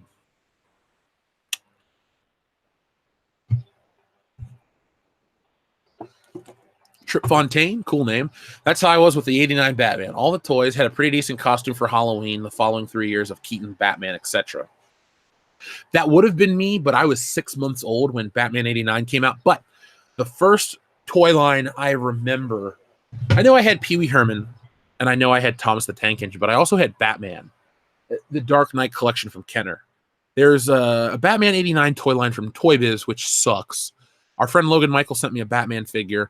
The figure line consisted of 3 people, Batman, the Joker, and Bob the Goon, who could do like a karate kicking action. You had a very shitty Batcave, you had a convertible Batmobile, and I think there was a Batman motorcycle, and maybe a Joker headquarters, and that's about it. But Kenner got involved. They started doing the multiple costumes for Batman, but the sculpt on this figure was amazing. It was just a much better toy line. And I would have been invested in it that way if I was older. I was 7. I was 6 when the movie came out, 7 when I first saw Batman Forever. And I think that's a great age to be a superhero fan. Plus, I know people say, well, my Batman's Adam West or this and that. I think I have to say my Batman is Kevin Conroy, drawn in the Bruce Timm style. The high adventure, swashbuckling Batman where he could one episode be on the docks of Gotham City, then he could be in the desert, then he could be wherever. That's the Batman I want to see in film. And Star Wars for Life, my favorite horror film is the original Halloween, 1978, John Carpenter. You'll laugh, but every once in a while, when I'm finishing up the bike at the gym to get through the last 30 minutes, I will watch the endings to my favorite movie. And if I watch Halloween, I have to watch that one at the end because that chill of oh man, he gets shot out the window, and then Donald Pleasant's character, Dr. Sam Loomis, looks out and he's gone, and he looks up and he's shocked at first, and then he cut back to him, he's like, I knew what had happened, and you get that great shot of you get the music that starts to play, and you get the shots of everywhere Michael Myers has been that night, and you hear the breathing underneath the mask, and then it goes back to his house where it all started, and then it says Halloween. That's probably the number one reason why I like that movie so fucking much. That ending is perfection. I love slashers. They're fun. They're stupid. The Friday the 13th movies have very little artistic value outside of, crap. But I enjoy them. Halloween, I respect. Halloween can be discussed in the same way that a Psycho can be discussed. There's so much going on in that film. And it's a testament to John Carpenter's mastery at such an early age in his career and with such limited resources. So that is my favorite horror flick, and it will always be my favorite horror flick. A huge fan of it. Trevor RN says, they lost me after killing Chewbacca. Rage quit. Trevor, I remember I was in high school, so it would have been my freshman year, and I think I was a freshman in high school, and I know for sure that I rented the New Jedi Order on CD from the library, and I got to that part, and I also stopped listening, and I don't think I've ever completely read a Star Wars book since 2003 because of that. it bothered me that Chewbacca died. I think it was Han's kid that could have saved him, but didn't open the cargo bay in time or some shit like that. You get attached to these characters, man. But when somehow Disney, within the course of 2 hours, made me not care about Han Solo's death. If you would have killed off Han in a book when I was in high school, I'd be like, no. At 20, what was I, 27? I was like, whatever, fuck it. He's gone. He's gone. But Trevor, I feel you, man. I feel you. Alt Munoz, what's up, man? Jeff, you see the reviews for Dark Phoenix yet? Yikes. I did. Jeremy Johns gave it a dog shit. A lot of people are ripping it apart. It has a 16% on Rotten Tomatoes. I am smiling. I hope you can hear that in my voice as I talk to you, because it makes me laugh that, look, I love the X-Men in the 80s comics. And I love the designs and the 90s cartoon and the toys. Like, I'll buy X-Men figures based off characters I don't even give a shit about, just because it says X-Men on it. And it makes me feel like I'm a kid again. We're getting into that whole, we're through the 80s nostalgia. Now it's time to cash in on the 90s kids. That's why we're getting revivals of all that. Keenan and Kel, all kinds of stuff is coming back to really entice adults. A few years back, they had a Pete and Pete reunion on was it Noggin, and they showed episodes of Pete and Pete. I watched every fucking one. That shit works. But in terms of X-Men, the movies, I just don't have the same attachment. There's something that they're missing, the spirit of it. And I'm laughing that this movie is flopping hard. I don't think it's. I know they're not flopping, but the response critically has been low. I don't really think a lot of people are that excited for it. I don't, they've lowered their expectations to $45 million opening weekend, and they think $100 million domestically is going to be what the movie makes. And part of me wants it to make $1 billion, so Disney is forced to make more X-Men movies in this vein, just to fucking, spite them. But at the same time, I just want really good X-Men. And basically, I think we're waiting for the bleeding to stop. And once this movie's over, the bleeding will stop. We need to get rid of Jennifer Lawrence, Michael Fassbender, and James McAvoy. I know people say, oh, they're great actors. Well, I agree with the last two, not Jennifer Lawrence. She's just there. But I'm so tired. And, Jeremy John's review said exactly what I thought this movie was going to be about. Magneto's, at peace, doing his own thing. They drag him back in. It's the same fucking plot from the last three movies. Like, look, First Class introduced a lot of shit, and they just keep remaking First Class in many ways. And I'm so over that genre of X-Men. I want, people always say, what would you do differently? Well, you know what I would do if I made an X-Men film? I'd make it, I don't know how to, I would have like not a synth, it's like a synthy score. It would be different visually. It'd be sexier. The characters would have their own costumes. I would have the mutant rights and all those things in the story, because that's, tied in with X-Men, but I'd also have a great adventure. I wouldn't have a lot of boring sitting around talking about the morals or whatever. Like, the X-Men go on fucking missions, and they're really not sanctioned by the government. In many ways, they're criminals doing certain shit they shouldn't do.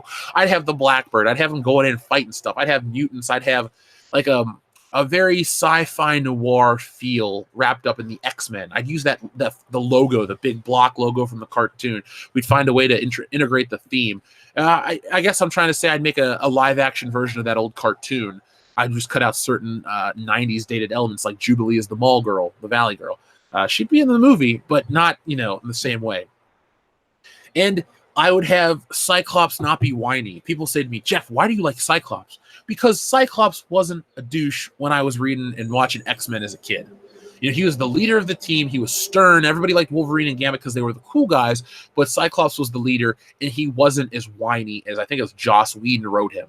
I can't do modern-day X-Men comics because of the treatment of that character. But, show me him like, okay, here's my favorite Cyclops story. It's from before the Jim Lee era, where Jean Grey is dead, and Cyclops had, I think, remarried a woman named Madeline Pryor, and then Jean Grey's back. Dilemmas, like, what do I do? Those kind of stories, fun stuff. And you know what? With the X-Men, you build towards it.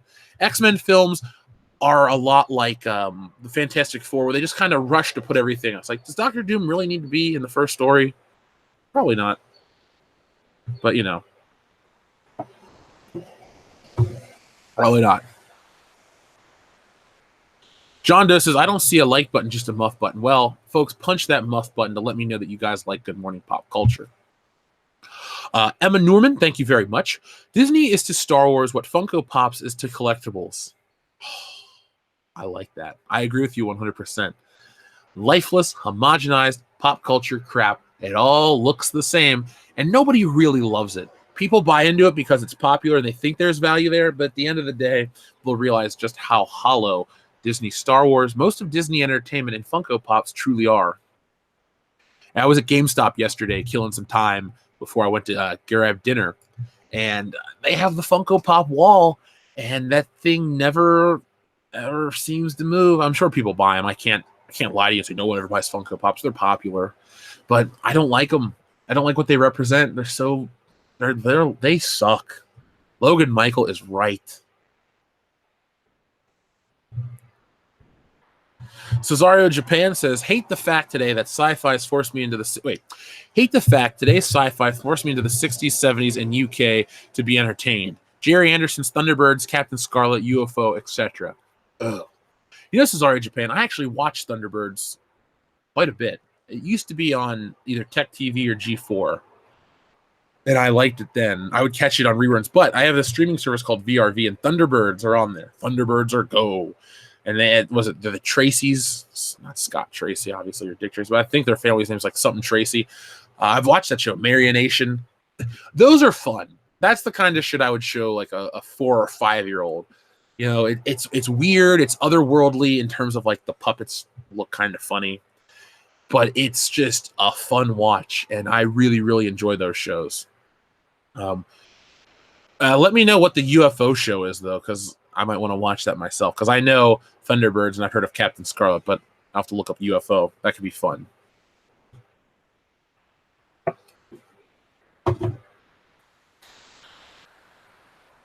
Batman 89 was the last event I remember, says Girthy Gamer Standard Definition. Well, okay, so we have agreed, I think it's June 19th, so that'd be next 2 weeks from today. We're going to do a Batman 89 live show, and we're going to be talking about the impact of the film and all this other fun stuff here on this channel. I lump Batman 89 in with the last of the blockbusters, like a Star Wars. Like from Star Wars to Batman 89, there was a certain type of blockbuster that was created. And post-Batman, it died off.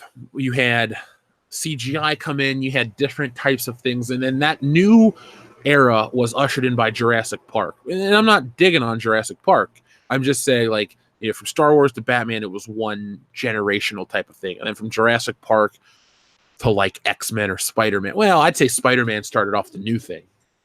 So if you are like me and you break down pop culture a certain way, I can see what you're saying though, and I also include Batman as the last of like the old school. But it also introduced the modern merchandising, the way we have like before the movie's out type of thing.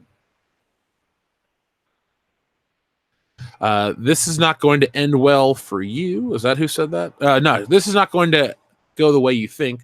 When will Disney dump Kathleen Kennedy and Pablo Hidalgo? Probably, like Gary said last night, between the end of episode 9 and the relaunch of the next Star Wars trilogy, she'll probably just retire. What is she gonna do? Probably not much. Just get paid. That's all.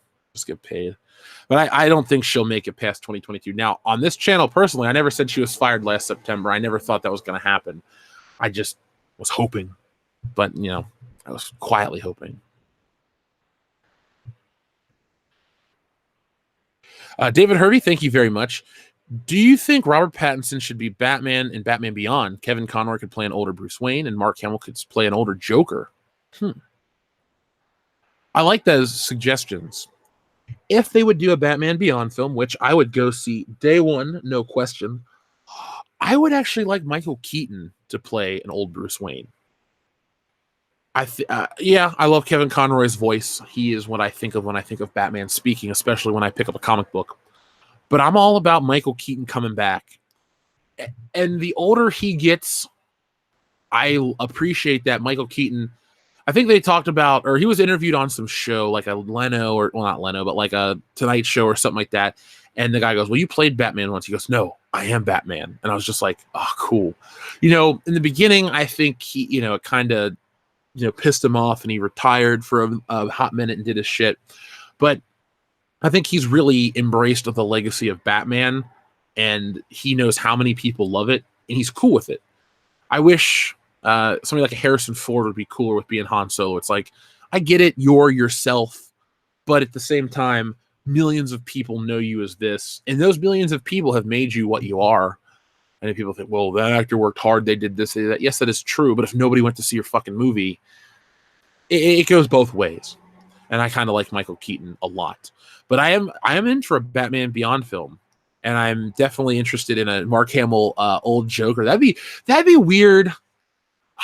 I like Mark Hamill a lot as Luke Skywalker, but I don't really think of him as an actor. I think of him as Mark Hamill, who played Luke Skywalker and voiced the Joker, and that's about it. But I would kill to see a live action Joker just voiced by Mark Hamill. How crazy would that be? You could do it. They've dubbed over actors. Goldfinger's voice is not really Goldfinger's voice. A lot of Bond girls, those are not their voices. Why not do it again? I think everyone would be very happy. Joe Arsenal, have you heard about the new Terminator plot leaks? I have not. If you would like to either tweet them to me or something, I would check them out. I could talk about them on the podcast. I have zero interest in Terminator Dark Fate, Dark Horizon, Dark Tomorrow, what the fuck ever it's called. I'm not trying, that wasn't a joke. I don't know the name. I don't care about Terminator. You're thinking, well, how do you know like Terminator? I do love Terminator. 1 is great. 2 is the best. That's it. The story's over. Go home. I absolutely love those 2 movies. I watched Terminator 1 the other day, and T2 is a film I surprisingly don't own, but I always assumed it was on streaming, so I would just watch it whenever. But I think I need to get myself, when I move, I want to get a nice setup, and T2 is going to be one of the films I get in 4K and all that shit, and watch it on the biggest screen I can get.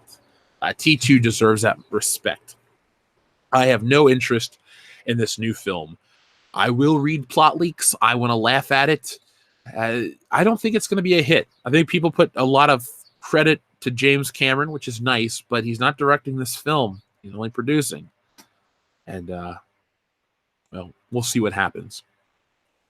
Action figure expert, I am not skeptical about Coming to America 2. I'm kind of hopeful. Eddie Murphy needs a comeback, and I think he acknowledges that deep down. And here's my selfish reason why I want this movie to be a hit. Because we get Coming to America 2, it's a hit. That means we'll get Beverly Hills Cop 4.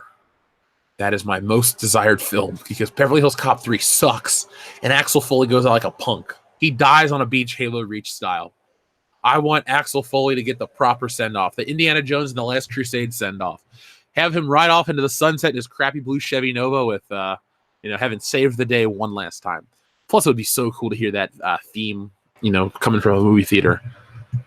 God, I hope we make it bigger before that movie comes out so I can make the fucking thing. I feel like I'm the only person that has the tools to make it. So, Hollywood, if you're listening, and sometimes we know you are, I'm your guy for Beverly Hills Cop 4. So, Mr. Moose Knuckle, it shouldn't be a surprise, because whenever the High Council is on World Class Bullshitters, 1,000 thumbs up equals a good morning pop culture.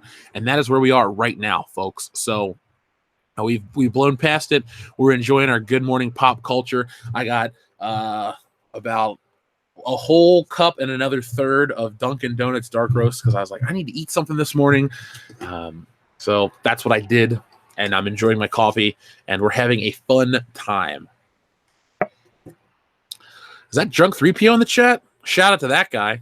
Folks, check out Drunk 3PO's channel. He's the reason why we were able to do our video yesterday about Christian Harloff shilling for Disney. So thanks, man. I appreciate it. Trip Fontaine, I too am still disappointed by Batman Returns. I didn't see it in theaters. First Batman film I saw in theaters was Batman and Robin. Ugh. But I remember the build-up to Batman Returns. And it was, I remember being a kid, my mom was like, oh, you already got Batman on tape. And she, I had Batman 89, I had the toys. And luckily, Batman Returns, the suit, as a little kid, looked so similar to the 89 costume. Plus, they didn't even make an action figure based on that suit. What they did is they either re-released Crime Attack Batman, which is just an all-black regular bodysuit for Batman, or they did a million other variations of the costume. So I never saw the movie in theaters. I don't even remember seeing it on tape. I mean, I'm sure I did as a kid at some point. I don't like that movie. It's my least favorite. Might be my least favorite Batman flick. I don't know. I have to think about it. I just remember going to McDonald's, and then I remember eventually playing the video game. I had a friend named Andrew. He was a big comic book fan, as was I. But his mom bought him like really obscure shit, and I just stuck with like Spider-Man. So like in the 90s, the Avengers wasn't a thing, no matter how much Disney wants to tell you, oh, the Avengers brand has been strong for almost 60 years. Bullshit. The Avengers sucked in the 90s. X-Men was the main event. X-Men, Spider-Man at Marvel. I can't think of other characters that were bigger. And Deadpool was around. Deadpool wasn't what he is today. So let's not, fool ourselves. Fantastic Four, all that Heroes Reborn shit sucked. They really mishandled a lot of Marvel characters. And then they had the bankruptcy on top of it. It was a very bad time to be a comic book fan. And it was also bad for someone like me who was trying to get into it. You go to the store and you're like, okay, I like the X-Men cartoon. I want to read about an adventure of the X-Men. It's like Wolverine is feral. I'm like, what is this? So I didn't get into it. Well, I want to read, when I was younger, it's like, I want to read Superman. Okay, cool. Well, Superman's dead. Shit. Well, at least there's Batman. No, his back is broken. Here's Jean-Paul Valley. Then you get to Spider-Man, and he's a clone. And you're just like, shit, what's a clone? Eventually, Spider-Man figured it out, and I got into that comic book heavily. Sorry, that's me ranting for a moment. I apologize. Jonathan, I did get a donut. I got one donut because I'm being good. It was a chocolate frosted with sprinkles. I enjoy it was really fresh, too. It was kind of, it's funny and sad at the same time. So my uncle that died last year, I remember us being in the hospital, and one of the last discussions we all had as a family was about donuts. We talked about donuts for like an hour. The dude loved donuts, and he didn't die from any like heart-related diseases. He had cancer, so it wasn't like, oh, he ate donuts until, whatever. But he used to take me to get donuts as a little kid when he come visit my grandma because he lived on the other side of town. And then when he was sick, my other uncles would take him donuts and go visit him and stuff. So very rarely do I eat a donut and not think of my uncle. It's kind of funny, but I did eat a donut. I enjoyed it. It was very fresh. And whenever I go on road trips, I like donuts. And as a kid, we were like, oh, no to Dunkin' Donuts, no to Krispy Kreme. We'd always do this local bakery. And they got really bad. Their donuts aren't really that expensive, but they got smaller and they're never that fresh. So their business has been declining over the last couple of years. And the reason we don't go is because, the quality's dipped. So I go to my local Dunkin', get 2 coffees and a donut, and get amped up on sugar, and I'm here. Let's see. Animated 90s Batman was great. Well, Jeremy, I agree with you 100%. Have I read Kraven's Last Hunt? Well, Michael, not only have I read it, it's my favorite Spider-Man story. I own the single issues. I have the trade paperback. I have the exclusive action figure set from Target sitting next to me. It is the best Spider-Man story. Don't at me. No, I'm just joking. I fucking love it. I'm going to make you guys some Spider-Man content. I know one of our listeners on Facebook has always told me, oh man, it's the Spider-Man content, how I found you. I like your Star Wars stuff, but that Spider-Man shit, I still show people to this day. And I thought to myself, thank you. I'm glad that somebody really appreciated that, because that was something important to me. And Spider-Man, I could talk about the character all day. We talk about Star Wars very passionately and entertainment and stuff, but I don't know if I identify with Spider-Man, but because it's a singular character, the story is about a singular person, and I see similarities, and I think everyone can understand some of the struggles that the character goes through. I identify with that one a lot more. And guess what? Peter Parker's white, and I'm not. Sorry, Hollywood. Your politics and all your bullshit that you try to push means absolutely nothing to me. I can like a character of any color and identify with them because I'm not superficial like you people. And yeah, I said you people. Deal with it. What do I feel about the first Terminator? It being self-contained and nonstop. Sorry, Jeff. What about the first Terminator? It being more self-contained and nonstop with the story makes it my favorite over 2. I enjoy Terminator 2 or Terminator 1 a lot. If I give 2 like a 9, I'll give 1 almost a 9. I really, to me, they're different beasts, and I look at them differently. One, you have to look at Terminator as a 1980 sci-fi flick, low budget, and what it achieved. And what it achieved was excellent. I mean, yeah, now some of the effects that are dated, that doesn't color my opinion of the film. Like, yeah, Arnold's latex face and all that, the fuck you asshole, that looks bad.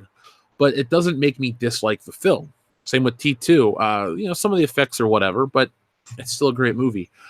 I guess it's because growing up, I always looked at Arnold Schwarzenegger as the ultimate good guy. And so watching T2 as a kid, I would look at that and just, be really invested in the story. I'll never forget, too, as a kid, I wanted to rent Terminator 2, but I rented Terminator 1 and I watched the whole movie waiting for the part where he became a good guy. And then it ends and I was like, oh, wait, there's a different Terminator movie. So I was like 6 or 7 when that happened. It was hilarious. But I enjoy, let's see what I'm saying, but I enjoy one for the dark, what it is. I really do like it, but just there's something about T2, it's grander.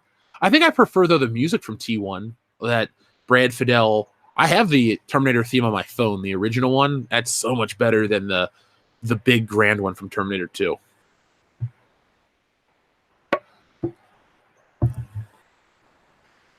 Let's see. I think the practical effects look better than the CGI. Yeah. Just that one part looks bad in T1 to me. When he pulls his eye out, it's so obviously a latex mask. But whatever. It doesn't change my opinion of the film. It's still a great movie. That's just me trying to be, talk about something.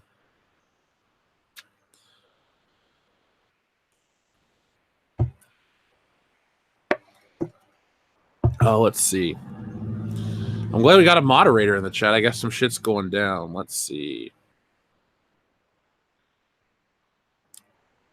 Boom. Boom. Thank you, Star Wars for Life. I owe you one. There we go. A bot. Let's see. Remove. And there you go.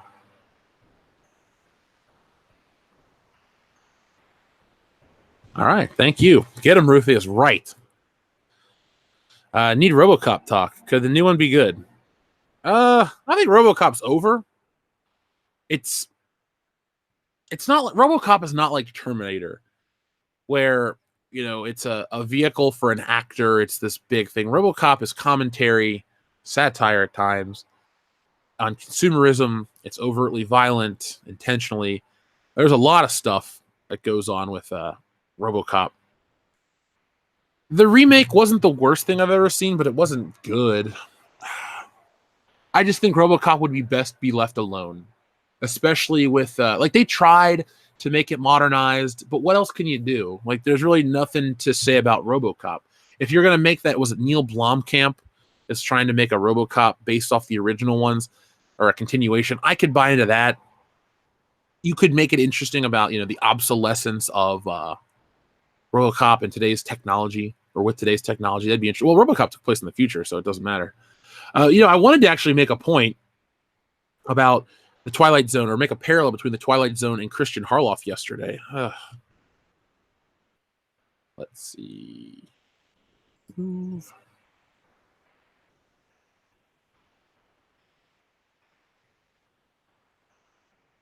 Let's see. Report.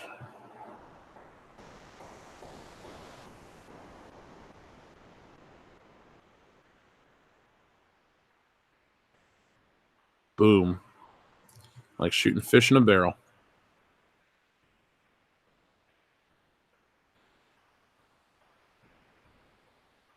I still want a RoboCop versus Terminator movie. I would watch that. I would watch that big time. Somebody was telling me about the NECA toy that had just come out. I'm thinking to myself, that seems kind of fun.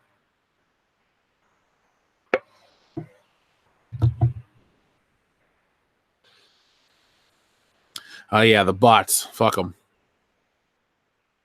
The fish will come back, it seems. Well, bring them on. I prefer a straight fight to all this sneaking around.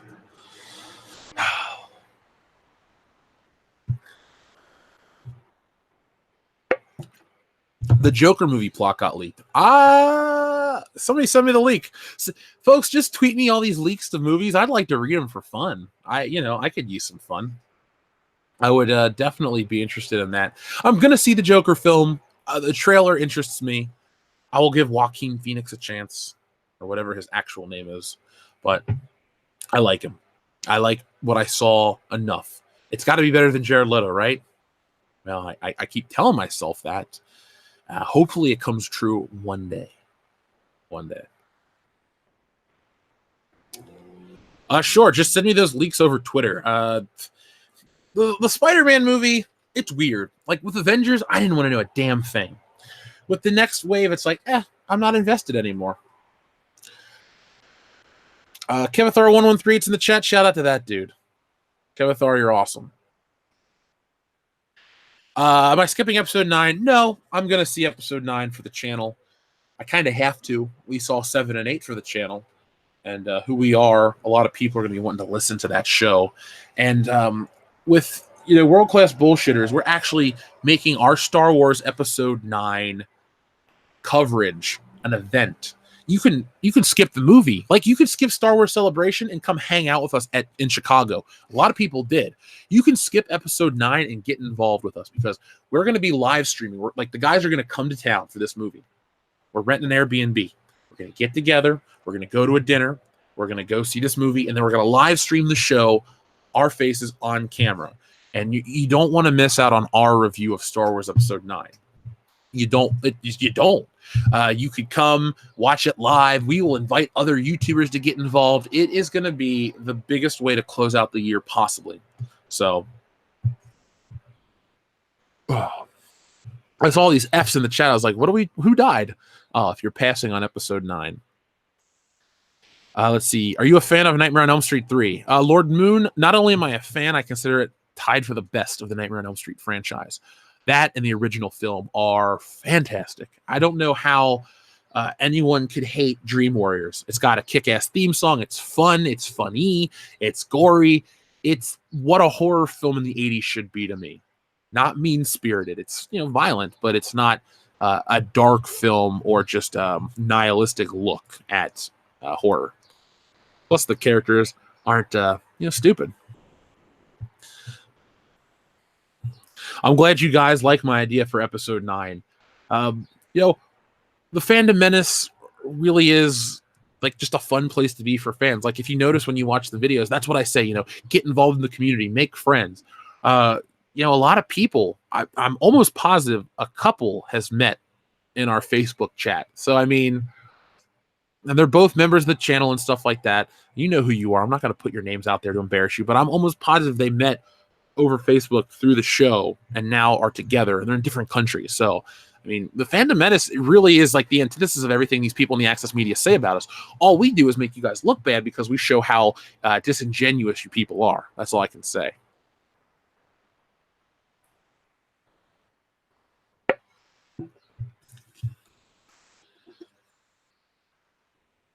Sci-Fi for me met Jeremy at Celebration. Well, Sci-Fi for me, I wish we would have met, but I could never find Jeremy. I found him on the first day of Celebration. Then I couldn't find anyone on day 2. I take it back. I walked in the door. Who did I meet? Odin from Odin's Movie Blog. Nice guy. We watched the Star Wars Episode 9 trailer together. And then the guys from my podcast came in. We hung out. We went to the meet and greet. Saturday, we were back at the show early. Couldn't find Jeremy.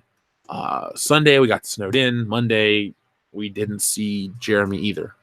Yeah, because he didn't go. He left Sunday night. That's why we didn't see him Monday, because he left during Game of Thrones.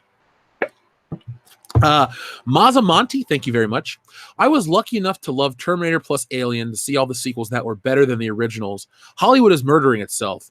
Shoulders should be furious. Or stockholders should be furious, excuse me. Yeah, Gary made an excellent point last night, Mazamonti, if you want to go back and listen to the High Council, unless you have already. But he talks about making your money now versus longevity. I agree, from a business, you want to make your money now and do stuff and, allocate resources, invest. I'm not knocking that. But when it comes to entertainment, it's a little different because you need the goodwill of the fans to keep your franchises afloat when there are no movie years. I'd love to see what Star Wars made in 1996, because people are like, well, why 96? It was a year before the special editions. The toy line was out in full force. They had a whole line of Super Nintendo games and computer games, all kinds of stuff. You had books, you had Shadows of the Empire, you had all these big Star Wars things happening, and that was a non-movie year. You couldn't have that. You can't put out a Rey Finn comic book and sell 1 million copies in a non-Star Wars movie year. And the funny thing is they always use that excuse. Oh, it's a non-movie year. That's why the toys are failing. It's a non-movie. You used this excuse last year. It was a movie year. The year before that was a movie year. Look, it's every year has been a movie year since Disney started pumping out movies. 15, Force Awakens. 16, Rogue One. 17, Last Jedi. 18, Solo. 19, The Rise of Shitwalker. All those movies, every year is a movie year. I'm so tired of the fucking excuse. Well, it's not a mainline trilogy movie year. That doesn't matter. It's still a movie. Does Marvel say, well, we're not going to put out any toys this year because it's not a movie year for the Avengers? No. There's a Guardians toy line. There's an Iron Man toy. I mean, Iron Man 3 made more than most of the Marvel movies. There was no there was no Avengers movie in 2013, though. Was it not a movie year? See, with Star Wars, we're always trying to alter our arguments. Oh, well, it's this, it's that. You're always trying to make excuses. Excuse is the name of the game. That's how I started talking about Star Wars stuff. It's like, why do they keep making excuses? This franchise should be able to be standing on its own, but it's not. I can't handle it. Thank you, Darth Durkle, the wise ass. I appreciate that compliment. Star Wars has always sold merchandise well until Disney started making movies. Yeah, and I know this is just me, but man, I couldn't throw enough money at Star Wars for a couple of years, even as an adult. It's like those vintage trilogy collection toys that came out around 2010. I'm still trying to catch up, but I wish I had the money, because for $100 you could have got this AT-AT walker, and it's beautiful. Now it's $500. I'm not going to spend $500 on a walker, but I didn't have $100 to spend in 2010. I couldn't even get Princess Leia at the time. That's how strapped for cash I was. It was right before I had to drop out of school for money reasons. And I'm like, oh man, I want this, I want that. Couldn't do it. But now as an adult, well, I was legally adult back then. But now, there's new stuff that I could buy, and there's just nothing out there for me. I think, Alphamar, do you think Avenger or MCU is becoming too generic? Yeah. Look it, folks. I'll just reiterate my point so I don't sound like I'm hating on everything.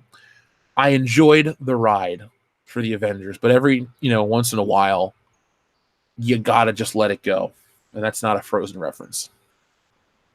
I think with Robert Downey Jr. being gone and Captain America being gone, spoilers, and these things going away the way they have, it's inevitable that there's going to be some kind of a drop-off in terms of viewership. And I think these movies, especially like a Spider-Man film, they're very forgettable and generic. Like Spider-Man movies, I know I always harp on Spider-Man 2, and there's a good reason for it. It's a fantastic film that gets the spirit of the character correctly. But a lot of these Marvel movies are homogenized. It's just the same old shit. Does anybody really remember Thor: The Dark World? Like every element of it? Does everyone really remember Iron Man 2 or I saw Doctor Strange one time. I remember liking the Dormammu have come to bargain part. But I mean, there are moments that make these movies awesome, but there are other very similar moments. And I think now that the high has worn off, we've had the big climax, the end game, if you will. I think people will go back and watch those movies and look at them slightly differently. And I think you will see a drop off. And, Marvel films are McDonald's, essentially. Well, no. Yeah, they are McDonald's. Everybody's had McDonald's. But, it comes and goes. And after a while, McDonald's loses money. Jonathan Stovall says, I never knew I needed good morning pop culture. Thanks, Jeff. Well, thank you, Jonathan, for watching this morning, or listening, I should say. There's no footage to watch. It's just me in a red t-shirt in an office. And, but thank you for listening. I enjoy it. It's a lot of fun. Yeah, I went to bed super late last night and got up to do this, but you guys are worth it. Like, I made a joke on the last Christian Harloff video about, I didn't have any sleep that night. We're building something here. Gary reached 100,000. I'm there. Ethan and Jeremy were all there. But it's not just because, we did one thing. It's, it's a constant, push to keep moving. And you guys are always there for us. So, we owe it to you guys to give you as much content as we can. Good content, not crap. Good content. One, we enjoy it, and two, you guys enjoy it, and we're able to do this, and it's so much fun. So I'm glad you enjoyed it this morning. Alec Munoz, thank you very much. Thank you very much. Jeff, what would you think of Nolan coming back and directing Batman Beyond or Nightwing with Joseph Gordon-Levitt? I like Joseph Gordon-Levitt as an actor. I really do. I don't know if you need a Christopher Nolan to direct a Batman Beyond film, Alec. I think what you would want would be maybe like, was it Denis Villeneuve or whatever, the guy that did like Blade Runner or something like a visionary. Like I love some Nolan flicks. Like I really love the first. I like the Batman trilogy, but I love the first two. I really enjoyed Inception a lot. What was this war one? Dunkirk. I liked that movie too. Nolan movies are a certain thing, but I look at Batman Beyond as something else. Maybe I'm the crazy one, but I just remember seeing it. I remember it debuted at night on WB, Kids W. Well, it wasn't Kids W, it was regular WB.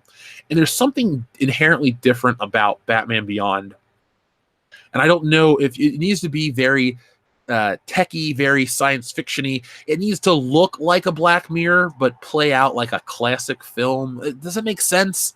If it's a continuation, which is what I think you're talking about, I'm all about that. Like, Alec, if what you pitched gets made, I'm not going to say no, I'm skipping it. I'll say I'm there, I'm on board. JGL is a very good actor, great actor at times. I like him. Now, do I think it'll happen? I don't think it'll happen, but I would watch it, and it would be fun. And damn it, I see when you guys pitch certain things, I get excited and then sad because I know it's not going to happen. That's all I can say is I know it's not going to happen. But Nightwing movie, no, I don't really like Nightwing as a character. I know that's sacrilege to some people. I don't like Teen Titans that much. Oh, I like the show Teen Titans, like the first one, not the new one. I just never got into the characters. I think the reason why, and that's one thing I do pride myself on with like talking about entertainment, is I always pay attention to why I like or dislike something. And I think the reason I never got into Teen Titans or, kiddie superheroes is because as a kid, I was happy as a kid, but I always wanted to be slightly older. I wanted to, know what the adults were doing or the older kids were talking about, stuff like that. I read at a higher level. I could, hold conversations. My mom always tells the story. We were at a Kroger or White Castle, and I was talking to the people about who's on the money and this and that. So, I was a kid, but I wasn't always strictly focused on kid things, and I didn't want to watch other kids in action. I think the only movie that I had that starred a kid when I was young was probably Home Alone 3. The other movies I was watching were like Indiana Jones and stuff like that. I wanted to be older. Like the Power Rangers were older. I think that's why I got into them so much, because they were teenagers with attitude, yet they were just like the safest, nicest people you could bring home to your grandma type of thing. Point is, though, they were adults to a degree, played by adults.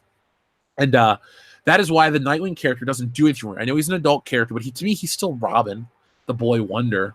I'm not interested in that dynamic. Plus, another reason why I never got into Robin or Nightwing is because it's an offshoot of Batman, and I want the mainline shit.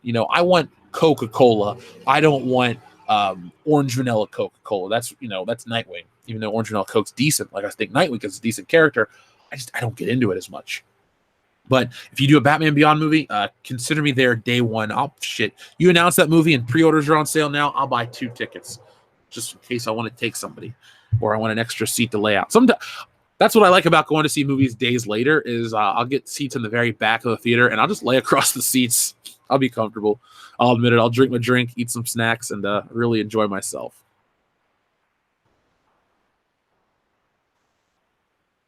Let's see.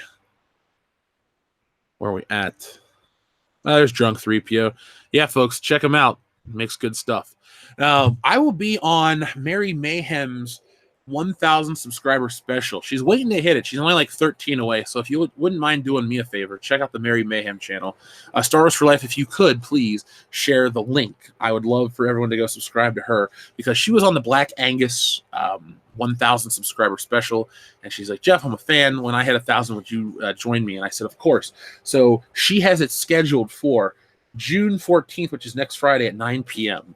And I'll be over there and we'll be discussing anything she wants. It's her channel. I am honored to be the guest. So, folks, check out Mary Mayhem's channel and help her get to 1,000 subscribers. I feel like that is my big push right now, is to help all the fandom menacers that are pumping out regular content, help them get to the first 1,000. Then it starts to grow. They get monetized. They get all this stuff. And, we helped Brian Lape. Black Angus is their drunk 3PO. He's in the thousands already. That dude's a rock star. Cecil's there, all these things. Cecil's actually getting closer to 10,000. You should also go subscribe to Cecil, because once he hits 10,000, he'll get stuck and he has to make a comic book. So, The Adventures of Cecil, or whatever it's called. Oh, she blew past 1,000. Cool. Well, then there we go. Congratulations, Mary Mayhem. Shout out to Demogenite, too. Another YouTuber making content all the time. Check his channel out. You guys, all I can do is tell you guys, thank you and congratulate you on the success. You just keep doing it and you'll be, where we are. Let's see. Pretty sure Warner Brothers owns Tom and Jerry. Yeah, I think they were Tom and Jerry. Or maybe they may have bought them. Who was Tom and Jerry? Wasn't Universal back in the day, was it? Who was Tom and Jerry? Because they weren't Looney Tunes. Like, let's see, Tom and Jerry. I'm not even trying to question you, who said that out, or who said. I just want to know for my. Yeah, it's on the Warner Brothers. MGM. That's why I just want to know who originally released it. It was MGM, so that's Warner Brothers now. Yeah. Will I watch the Dora the Explorer movie? No, I will not. I've never seen the cartoon. I know it's boots and backpacks and swiper no swiping. But no. Am I buying the new vintage re-release figures with the Horde yellow stickers on them? I'm trying to find them. I really am trying to find them. But I can't. I did get Grand Moff Tarkin, though. I got that board game, so that'll be fun. Let's see. Who said, Silver Nova says, I can't stop thinking about Wokebusters now. I am making you a guarantee. Once you get it, you won't be able to stop thinking about it. And I got a different approach to the Wokebusters campaign, different than any comic campaign, and it's going to be a lot of fun. And I'm going to make sure this one's done before I do anything with it. But I've been studying a different art style for Wokebusters, and that's it. That's all I can tell you for now. Swinging Cod, thank you very much. You know that if they greenlit Batman Beyond, they would have Rian Johnson direct it and cast a paraplegic transsexual as Terry McGinnis. They'd probably try to cast a woman and be like, "Oh, I'm Batman, but woman, whatever." Like, and they'll try to use, well, it's the future, and they splice and they use genetics and this and that. And it's like, fuck off. Make a live action version of the goddamn cartoon I watched and take my money. Okay? Make the suit fully black, cover his damn mouth, put the big red bat, have him fly around, have Bruce Wayne in his ear, get the car, do all that shit, and use that same kick-ass theme song with the fucking guitar in it. Don't give me some orchestrated bullshit. Get Daft Punk to do me a score and make it sound like the cartoon. There you go. Batman Beyond is like the easiest way to make some money. And you really haven't tapped into it. It just turned 20 this year. The only thing that sucks with Batman Beyond is DC Collectibles did a multi-pack of Batman Beyond. And it is prohibitively expensive because I refused to spend like $90 on 2 action figures. But I should have bought it when it first came out. I didn't. And I'm kind of pissed off because they haven't really made too many decent Batman Beyond toys. As a kid, I never got one because I could never find one that was the same color. Like, they made like a blue shiny one that was kind of like the show, but they had all the other figures, and I was just like, no, thank you. Please give me the original design. And they didn't. That was when they kept doing those recolored bat suits. I hated those so much. Yeah, $124. And yeah, it's a 3-pack. You get Batman, you get Bruce Wayne, and you get, I think his name is Ace, or is it Sam? What was the dog's name? And you get a lot of cool shit, but like, come on, that's a little pricey for just 3 figures. The Flying Lemur, thank you for $1. Demogenai says, at 450, thanks everyone for subbing so far. Well, Demogenai, you're only $5.50 away from that 1,000. And If you want, I'll come on your channel when you have your 1,000 subscriber special. We'll hang out, we'll talk, we'll have some fun, man. I'm a fan of yours. It was really nice to meet. Dimaj and I drove from New Jersey to Illinois to hang out with us at the Fandom Menace meetup. So that dude is awesome. Super dedicated, a good guy. Do I think Dark Phoenix is going to flop? Probably. To be honest, when I said to the guys last night in the High Council that it comes out in 3 days, they're like, what? So, and we keep our fingers on the pulse. We know it's coming out, when it's coming out. We get invested. It's, it's part of our job. But my God, Dark Phoenix seems like an afterthought. Nostalgic Guy, thank you very much. Hey, Jeff, big fan of you in the High Council. So what Star Wars books are you reading at the moment? Remember you mentioning it last week. Well, hold on. Where'd it go? It's got a red cover. It's the first one in a certain series. Ah, damn it. Where'd the book go?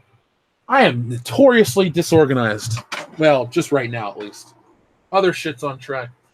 The Star Wars book I'm reading starts out with a raid on the Imperial shipyards where these former Imperials steal a Star Destroyer and they shoot somebody in the face, and like it's really good, but it's the beginning of a trilogy. Is it the Black Fleet saga or something like that? And I only have 1 of 3, and I started reading it and I liked it so much I was hooked, but I should have picked a different book to start with. I know everyone's like, you should have started with the Zahn trilogy. I promise I'll read those. If I don't read them soon, I'll just get the damn things on Audible. I have like 6 months of credits available to me on Audible. I'll just listen to them on the way to the gym.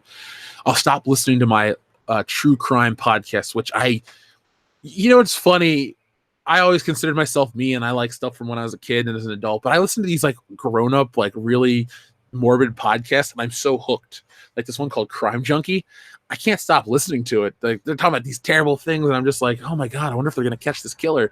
And, sometimes they do, sometimes they don't, but it's in a very well put together package. The 2 ladies that run it, Britt, and I think Ashley's the other lady's name. I love that show. And I listen to this other one called Box of Oddities.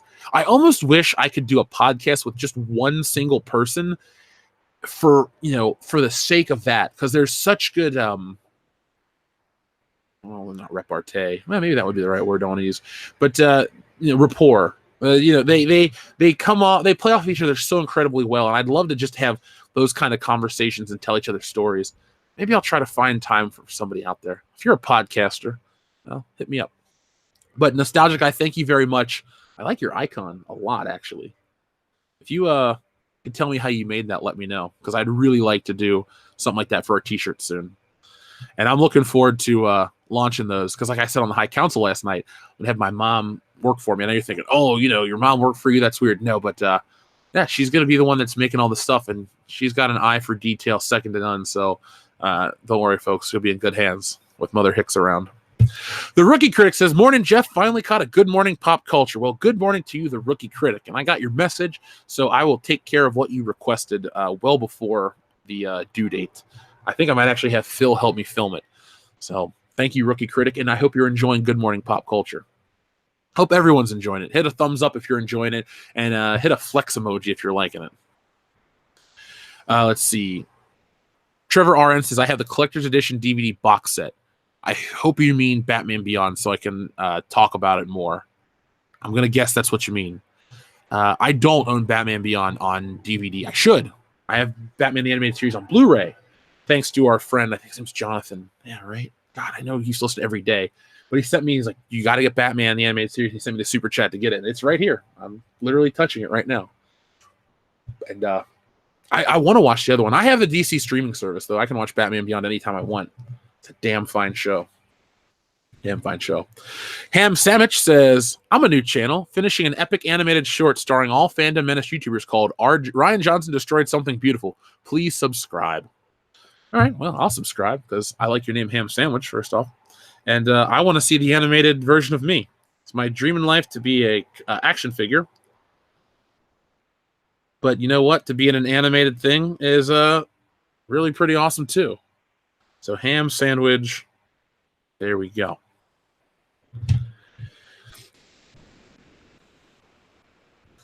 So let's see. The Fandom Menace thing, that's going to be fun, though. I still love Ryan the Boatmaker. That's one of my favorite things ever. Do I think Hollywood will survive if they continue to spit out gender politics and mostly woke films? No, I don't. The Dirty Rotten Scoundrels remake, what is it called? The Con or the whatever, that came and went. Gender flops or gender switches. They try to build up a lot of these movies, but I'm so thankful we live in a world where Ghostbusters was a failure on their end, because those people in Hollywood can't get over it, and the people that write for Hollywood can't get over it, and they're like, well, they're just sexist. No, you made a bad movie, and you don't fuck with Ghostbusters, okay? You don't. Ghostbusters, Back to the Future, Indiana Jones, there's certain 80s properties that maybe they're just boys franchises, but believe me, so many people saw them, that's why they made the money, but they're so, people are attached to those. Don't mess with them, because fans will beat you, okay? Like Sony, you should learn that the hard way. Like when you make this He-Man movie, don't mess it up, because a lot of people like He-Man. You're going to have a lot of people come out of the woodwork and go, He-Man's lame, that's from the 80s, blah, blah, blah. Look, it's not that you like it or I don't like it or whatever. He-Man will have an audience, and you will have very dedicated people come out to support it. And, speaking of woke movies, do you remember a couple years ago how Amy Schumer was going to play the Barbie doll in the movie, and they were going to make it about, Barbie's drunk and a loser and this and that. And now who's playing Barbie? Margot Robbie. Beautiful woman, talented actress. Looks like a real-life Barbie doll. So I think a lot of these places are going to stop with some of the woke entertainment, because remember, they're a business. They are beholden to stockholders. They have to answer to higher powers. And I'm not talking about Vince McMahon. There's these things they have to do. And if they continue to just infuse weird wokeness and people ain't buying it, well, then someone's going to lose a job. And these people don't want to lose their jobs. Gary's worked out in Hollywood. He knows what's up. Jessie Milestone's been out in Hollywood. She knows what's up. So it'll stop sooner than we think. We just gotta keep pushing back on the bullshit. And Hollywood, if you're out there, you can make movies starring women. You've been doing it forever. Don't act like you're trailblazing. You had your Rita Hayworths and your Jean Harlows back in the day. You've had your Doris Day through the 60s. She just passed away. She's from here. That's why I brought her up. You've had tons of these huge actresses, and science fiction and action franchises have been led by women. Even if here's one that's not a great example in terms of success, but I like it. The Long Kiss Goodnight with Gina Davis. That's a fun movie. I saw it the other night on TV, and I thought, yeah, this was really cool back in the 90s. I mean, you had Wonder Woman. You had all these other things. You don't need to play dirty pool to make Captain Marvel what it is. You can make a good movie and people will go see it. I never once heard Gal Gadot be unlikable like Brie Larson. Ooh, Dark Phoenix got 2 out of 5 stars in The Guardian. The Guardian. Well, you know what? Let's go see how the Dark... Okay, so it got a 6 on IGN. I'm not going to show you IGN because it's fucking IGN. Let's see, Dark Phoenix... Now let's see how it's looking on Rotten Tomatoes. Oh, I could go see it tomorrow at 7 p.m., but I won't. Oh, man, Rotten Tomatoes. It's got a 20% on Rotten Tomatoes. Let's look at this together, folks. This will be a fun way to end our show. Which, sometimes I'm like, oh, it's 10 o'clock. It's time to end. Today I'm having a good time. I think everyone else is having a good time, too. So we'll just play this one by ear. Okay, so boom. So Dark Phoenix is sitting at a 21% on Rotten Tomatoes. Oof. That's going to hurt. That's really going to hurt. Now, let's look at this a little more. So let's see what some of these reviews are. Camboli Campbell. Cool name. We've seen this all before. 2 out of 5. And it comes from Little White Lies. From the Tribune, what's truly amazing about Dark Phoenix is watching the charismatic, award-winning, star-packed cast flail about this poorly written nonsense cartoon. Oh. The Rap says, in a strange way, it might have been preferable if this was the most embarrassing film in the series, since at least there'd be a reason to remember it. Ouch. Phoenix is a joyless addition to the long-running X-Men franchise, 12 movies over 18 years, and one is left with the impression that the series has been too long at the fair. And that came from Seattle Times. Washington Post says there's way too much darkness and not enough Quicksilver wit. Well, I think you should capitalize that Q because proper names and shit. Okay, Dark Phoenix keeps the X movies tradition of not giving the classic characters enough runway to take off. That comes from the shelf. That's Victor Stiff. Is that a real name, Victor Stiff? That either sounds like a guy in a band or a James Bond villain. Now, there are some positives. Let's see. I'm trying to look for a more reputable source than Rendy Reviews. Let's see. Philip D. Semelian says, it's not nearly as good as Logan or X2, but it's a whole lot better than the eyeball-poking affliction that was X-Men Apocalypse. Well, if that's the case, then I'm kind of excited, because I hate X-Men Apocalypse. Jeez. Terrible movie.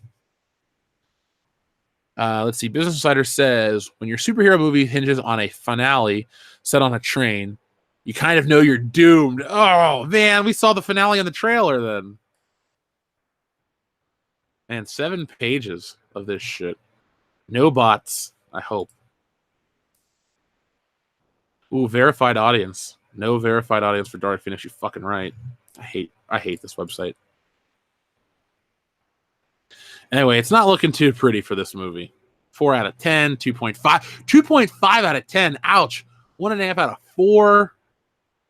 Dark Phoenix simply sits there patiently killing time with the hope that the spectacle and an ensemble cast is enough to carry the load of its dreadfully thin script. Honestly, I think Disney wants this movie released and to be terrible so they can just basically give their own version of the X-Men and not, too worried about that.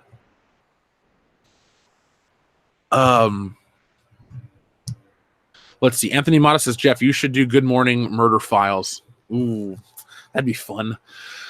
I'll get too deep into it. I'll just be like, all right, did you hear about this? And then I'll try to put shit together. Like if I do like unsolved mysteries, I'm like, it was the gardener. He was fucking there at the same time the little girl went missing. And I'd all try to do all this shit and it would just get intense. I think I should stay away from doing true crime and shit like that. My God, I would become like a conspiracy theorist on like true shit. It'd be like, Jeff, we know the guy did it. Well, I don't know. I mean, look at the DNA evidence. And, I was listening to Eddie Bravo on the Joe Rogan show yesterday. I'm just like, I can never talk about anything like this in public because I'll sound like this fucking guy and I'll be embarrassed of myself. What do you think about X-Men Days of Future Past? I think it is the best X-Men movie next to X2. And I'm just saying X-Men. Like, Logan is a fantastic film. That's in a different category for me in terms of, like, it's Logan's movie, not an X-Men film. I love Days of Future Past. The setting works. The actors are great. I like everything about that film. I own it on Blu-ray. I watch it. I won't say I watch it regularly, but I watch it every once in a while. I watch it more than other X-Men films. My copy of X2 on Blu-ray doesn't work, and for some reason, I just never get a new one. It's like $8. It's not expensive to get, but for some reason, I just never get a new copy of it. And X2 is up there with Spider-Man's, those like the very important movies to me. I didn't see X2 in theaters. I take that back. I didn't see X2 or 3 in theaters.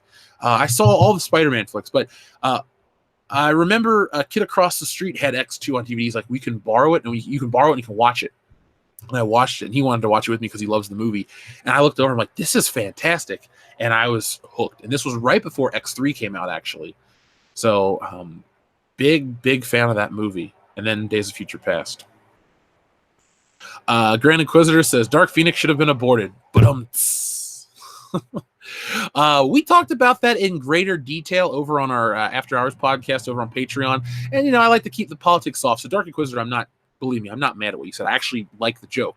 But I do find it hypocritical how these people in Hollywood act and how Disney makes these business deals with China and all these other places. So, I mean, realistically, shut the fuck up, Hollywood and these actors. I don't look at actors for my moral compass. My moral compass comes from one person, me. I don't look for Sophie Turner to, stand up for the rights of whatever. Please, actors, stop. Well, the reshoots, do you think Dark Phoenix will get the same treatment as Justice League and Solo? Definitely not Justice League. To me, Justice League, I like half of it. So it's, 50%. I enjoy it. Well, no, it's a little more than a 50% movie because I took my mom to see it and I'm sitting there thinking, when is this going to get bad? And I looked at her, I'm like, that's pretty good. She's like, yeah, I liked it. And it has nothing to do with the experience of taking my mom. I've taken her to many movies, but there's just something about the Justice League film I don't hate. I don't know how to describe it, but that movie is very broken in the movie by committee. Also, Justice League and Solo are made by studios that own rights to these things that wanted them to succeed so they could build further adventures. I firmly believe they don't care about X-Men. They just want it to go away so they can make their own versions. And they have done terrible casting. Like, who the fuck plays Cyclops? He's a nobody. Jean Grey, the girl from Game of Thrones, not a great choice. I mean, she's okay, I guess, on Game of Thrones, but as an actress, I'm not sold in X-Men. Michael Fassbender's a fantastic actor. Same with James McAvoy. I like Jessica Chastain. I don't know how she is in this movie. And I think Jennifer Lawrence is overrated as shit. I'm glad the Hunger Games made money. She's making $20 million a picture. I'm not playing a fucking violin for that woman. She is what she is. The only complaint I have with her on a personal level is you refuse to wear the Mystique makeup. Therefore, you want to wear like a rubber suit type of thing, and the design looks like shit because of her complaining. Like, if I was a director, I'd be like, look, we'll just get somebody else. Fuck, you get Rebecca Romaine to come back and play her. Like, I was about that version of Mystique. Not only just for the looks, but there was something about her, the way she moved, the way she fought. I don't like Jennifer Lawrence. Jennifer Lawrence looks like a little kid in a costume. The Rookie Critic, thank you very much. Keep up the great work. The Fandom Menace is on a roll lately. We really are. And here's the trick to all this. We like each other. I like Jeremy. I like Ethan, Gary, Doomcock, Anna, Jesse, Mecha Random, Star Wars. I like all these people. We like each other. We want to help each other. And we're all growing together. So, I mean, that's really the trick of the Fandom Menace.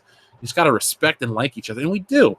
It was hard to get shit done at Star Wars Celebration because we liked being around each other. And when we were done eating dinner on that last night, we stood around in a parking lot for almost an hour and talked. And we all were like, none of us wanted to go. We were having such a good time. We wish there was more time together. So, anyone out there that wants to try to replicate it, you just got to find people that it's a perfect storm of liking the people and they believe in what they do type of things. Yeah, Kendo, the body paint is great on her. Let's see. Obi-Wan 2783 had a super chat. Let me roll up to check that out. Do not want to ignore it. There we go. Sorry, man. The screen jumped. Let's see. Where God damn it, it jumped again. Okay, Obi-Wan 2783 says, wait, Jeff, you mean you don't think we should have a Marjorie McFly and Dr. Emily Brown in Back to the Future in Back to the 2019 movie? How dare you not be woke? Well, Obi-Wan 2783, I saw Marlene McFly in Back to the Future 2, and Michael J. Fox makes an ugly girl. I can just say it. I love Michael J. Fox. All respect to that dude, but you don't make a pretty girl. None of us would. No, I would never in a million. If I had like superpowers and shit, anyone that even had the thought of remaking Back to the Future outside of like, is it a joke, would get Thanos snapped instantly. Like, no. I'd be like that kid in the Twilight Zone, to bring it back to the Twilight Zone, who doesn't like when people have bad thoughts or talks when the music's playing or whatever. I'm like, you do not mess with Back to the Future. Everything else, go ahead. You want to talk, you want to have terrible thoughts, you want to try things and fail, you leave Back to the Future alone. That is the most sacred movie to me in the world. There's something good and pure about it. And the best part, there are two great parts. First off, the fans are awesome. I don't meet shitty Back to the Future fans. Secondly, everyone involved with the movie understands what it is. Unlike a Harrison Ford and Carrie Fisher who kind of take the piss out of Star Wars, Michael J. Fox, Leah Thompson, Christopher Lloyd, Thomas F. Wilson, even Crispin Glover, even though he's kind of crazy, everybody respects and loves what it was, what it did for them, what it means to a lot of people. I can't think of another big franchise movie that gets the same respect. Seriously. But I wish Star Wars would have gone the Back to the Future route where, it's always available. People still talk about it. It's referenced. Merchandise comes out. Star Wars is more merchandise than Back to the Future ever could imagine to be. But like, for example, they made a Back to the Future Hot Wheel as Biff's car, and it had like plastic manure. I want to get one. You can't make anything from that movie I don't want to buy. There's just something good and pure about Back to the Future. And the people that make it know that too. I wish more people just had respect for their fans and the properties they made. That's all I can say. But thank you, Obi-Wan 2783. And if I ever forget anything, folks, just let me know with a regular message. I watch the chat like a hawk on Good Morning Pop Culture, and I will go back and read it. LSU fan Jeremy, thank you very much. With the MCU as chopped up as it is over different companies owning separate IPs, we'll never get a great X-Men Avengers crossover. Yeah. Now, what do you consider a great X-Men Avengers crossover? I am in the guilty party of I loved X-Men versus Avengers from 2011. I bought into that storyline heavily. I bought every book. I bought not only the main titles, but the versus titles. I read them all. I think they were just so much fun. I'd love something like that, something so basic, but I don't know if that would ever work on film, maybe in animation. Like, okay, Disney animation at one point was the peak of American animation. You know, you have your Miyazaki and your stuff in Japan and other parts of the world, but look, we can shit on Disney and their business practices. Their animation studio at one point was the gold standard. Why can't Disney utilize the countless animators they have and do something cool with Marvel like that? I don't think anyone's going to bitch because look, I know they make these shows on a budget to sell toys, but let's put out a cool Disney animated feature of Marvel, you know, something like that, like a Lego movie, but with Marvel characters type of thing, not like necessarily humorous, but like really expertly animated Marvel. That'd be so fucking cool. I don't necessarily need a crossover to LSU fan Jeremy, and let me give you another reason why. Because the real Iron Man's gone. The real Captain America's retired, this and that and the other. They basically wrote themselves into a corner where no big crossover will have the big characters anymore. And I don't care about Bucky Cap. I don't care about Falcon Cap. I don't care about Captain Marvel. They can tell me. You can tell me that they're all as good as the real deal. But I know you can't bullshit a bullshitter, especially in the world-class variety. You can't lie to me and tell me that those characters hold the same weight in terms of story thematically or in terms of popular culture as their their prior iterations. Not. Tony Stark is Iron Man. Captain America is Steve Rogers. I won't accept substitutes, recastings, any of that shit. And so any crossover that were to feature those characters is now handicapped because they do not exist. And if you try that alternate reality shit, that is how the Marvel Cinematic Universe will die. It gets convoluted and stupid. So if you're gonna stick with Iron Man being dead, I don't necessarily know if he's dead or not. Wink, wink. You move forward and you don't talk about him anymore. That's all I can say. Let's see. Screen jumped again. Don't want to miss anything. McKinney90. Speaking of artistry, what's up, folks? Check out McKinney90 on Instagram. Good stuff. I follow. Tobey Maguire's web swinging felt smoother and more natural, whereas Andrew Garfield's web swinging was more flashy and freestylish. Tom Holland is more Garfield, but needs more web swinging sequences. Ooh, let me break that down. I actually really like this. I agree with everything you said about the web swinging sequences, especially the opening to Amazing Spider-Man 2. It's very herkly-jerkily, if you know what I mean. Wink, wink, Chuck Wendig. But there's an epicness to Spider-Man. One thing I don't think a lot of people take into account is that Spider-Man was made in the vein of the Superman film. These great epic stories. They're trying to be larger than life. And when the Spider-Man final swing and that music hits and you have the orchestra, there's a choir involved with the orchestra and Spider-Man swinging around and it flows the way it does. And that's just the final swing. If we're talking about the other swinging sequences, yes. The part with Peter and Mary Jane after the Unity Day Festival in part 1 has a very naturalistic feel to it.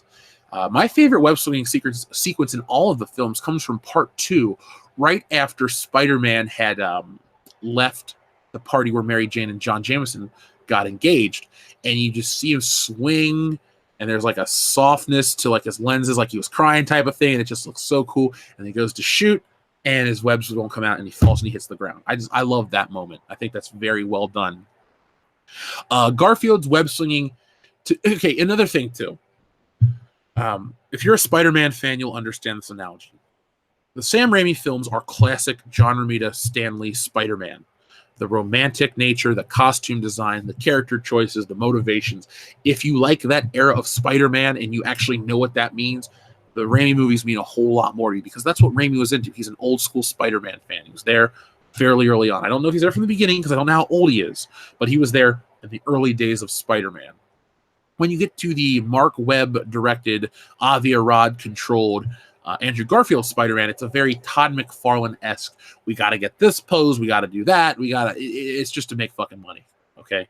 I like Todd McFarlane as much as the next guy, probably more because I respect him a lot. But there's something about the Garfield films that just feels very corporately produced. There's no labor of love. I don't like the web swinging at all. I just don't like how the physics look. And you would think that the older ones look hokey because of the technology. But I think even Tom Holland's web swinging in the opening to Spider-Man, whatchamacallit, Homecoming looks pretty bad. When it's playing Blitzkrieg Bop and he's like bouncing over the buildings and shit, I don't think that looks very good. I don't think Spider-Man looks good on film anymore. He looks overly fake. I don't know if there's actually somebody in the suit at times, but the CGI looks really rough, and Spider-Man doesn't even look like he's in the same room as a lot of people. Only when he takes off his costume does he look like he's there, or his mask, because, it's just an actor in a suit. But when we get to another thing, too, about the Raimi films that people think, well, the costumes, whatever. Well, the costume is the way it is because when they filmed that movie, it was hard to produce, like, the reds on film. So the suit's the way it is so it could be photographed, like with the raised webbing and stuff. And I like, maybe I'm just used to it, but I prefer the old Spider-Man costume from Spider-Man 2, preferably. That's the best one. And if you're like, what's the difference? Well, look at the inside of the hands. The colors are different. The spiders are different. Anyway, it's different enough that you won't notice, but it's different enough that you could sell new action figures based off it. That's all I can say. I think Tom Holland needs more web swinging. That's one thing that's missing out from him as Spider-Man. He's been in 4 movies now? This will be his 4th one? No, this will be his 5th one. 2 Avengers, Civil War, his movie, and this. Where is Spider-Man swinging through the city? I get it. You want to have him on a phone trying to be fucking funny, and free running and parkour is cool in European markets. I don't give a shit about that. I want to see Spider-Man swinging around. Internal monologue, stuff like that the character has always had. It's funny, for as much as it seems like I'm pushing back against modern Spider-Man, every time they do something stupid, I go back and read classic stuff, and I love it. I fall in love with it all over again. Like, I'm reading the old John Romita Jr. run from the 80s with, I think, Roger Stern's the writer and Jim Mooney's the inker, and it rivals to me, it's fallen into some of the best looking Spider-Man art ever because the way the character looks, the kinetic motion, the nature of the character, it's all represented, and I get excited. And then I look at new stuff, and it's not because I'm some old dude, because I'm like pining for shit that was out 8 years before I was born. How can I get nostalgic for something I didn't find until I was an adult because it wasn't out till I was a kid or before I was born? So that argument falls apart. But I just really wish there was some respect for the character. And McKinney90, thank you very much. I'm all about more web swinging. And I hope they bring back the final swing. That was a thematic element that was sorely missed from Spider-Man 3. Let's see. Rookie Critic, thank you very much. I've been doing a lot of watch parties lately. Finally saw for the first time Karate Kid, Jaws, Alien, Kill Bill, and their sequels. Whew. You just saw Karate Kid, Jaws, and Alien, and Kill Bill, and all the sequels.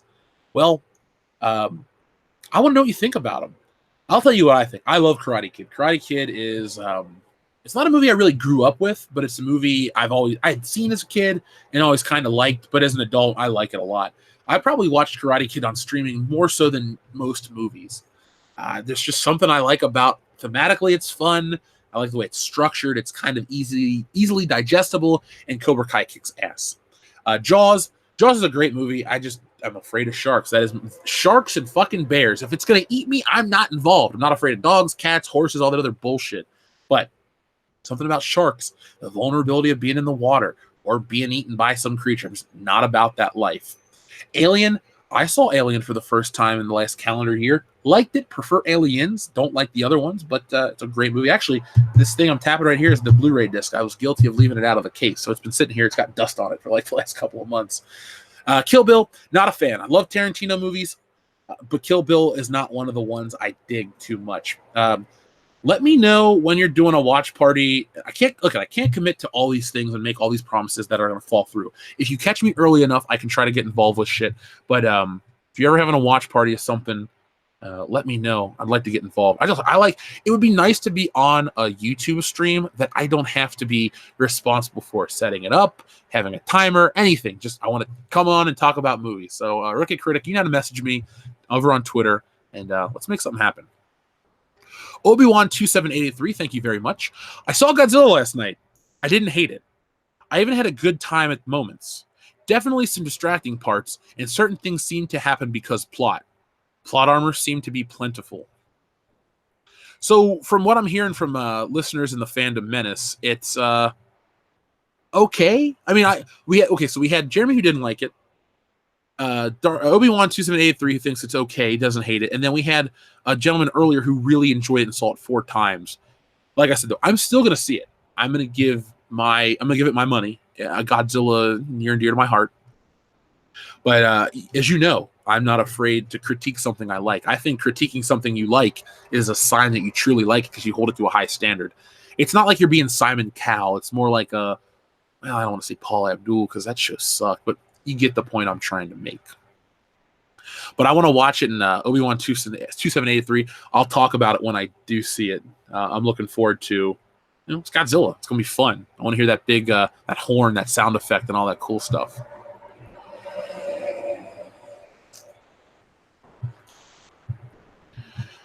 David Morris says, Back to the Future is so deep. Search Back to the Future Illuminati symbolism decoded. Amazing.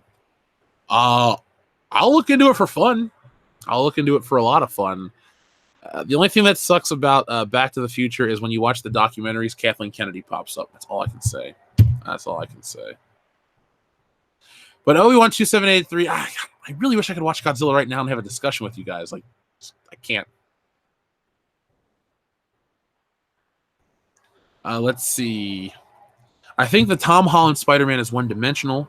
He's just some meme machine and just a comedic character through one-liners. There isn't anything that makes him symbolic. Alphamar, that's a very interesting point, and I agree with you. The Spider-Man of the video game, the 2007, not 2007, excuse me, the 2017, or was it 18? The Spider-Man game for PS4. Fuck it, I can't remember dates. Sorry.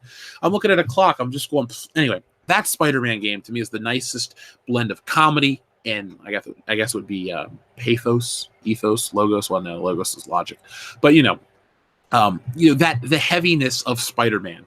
Remember, folks, Stan Lee co-created this character, and Stan Lee was very dramatic, even to the day he died. I know it was sad to see him in the chair with Roy Thomas and all that stuff. He's a man after all. But when you saw him publicly, Excelsior, you remember Stan Lee a certain way. You remember the vibrato he had. And his characters that he wrote for were so overly dramatic. And Spider-Man had these, these moral quandaries of, Herculean levels. It's like, oh my God, do I do this one thing, but I got to save Aunt May, but I can do this, those types of things. Spider-Man is a fun character, but he is not Deadpool. And through the internet, and look, I love the internet. It's made this channel what it is. I've met you guys through the internet. I wouldn't change anything for anything. I'm very thankful for what I have. But the internet has bastardized a lot of characters, including Spider-Man. I'm very thankful that the Raimi films came out when they did. The internet was a thing. I remember seeing the Spider-Man 2 trailer. I got an email from Sony telling me, oh, your Spider-Man 2 is coming out. And I was like, oh my God, cool, I can't wait. But the social media element of these Spider-Man movies, I think the studios buy into it too much, and it kind of ruins the flicks.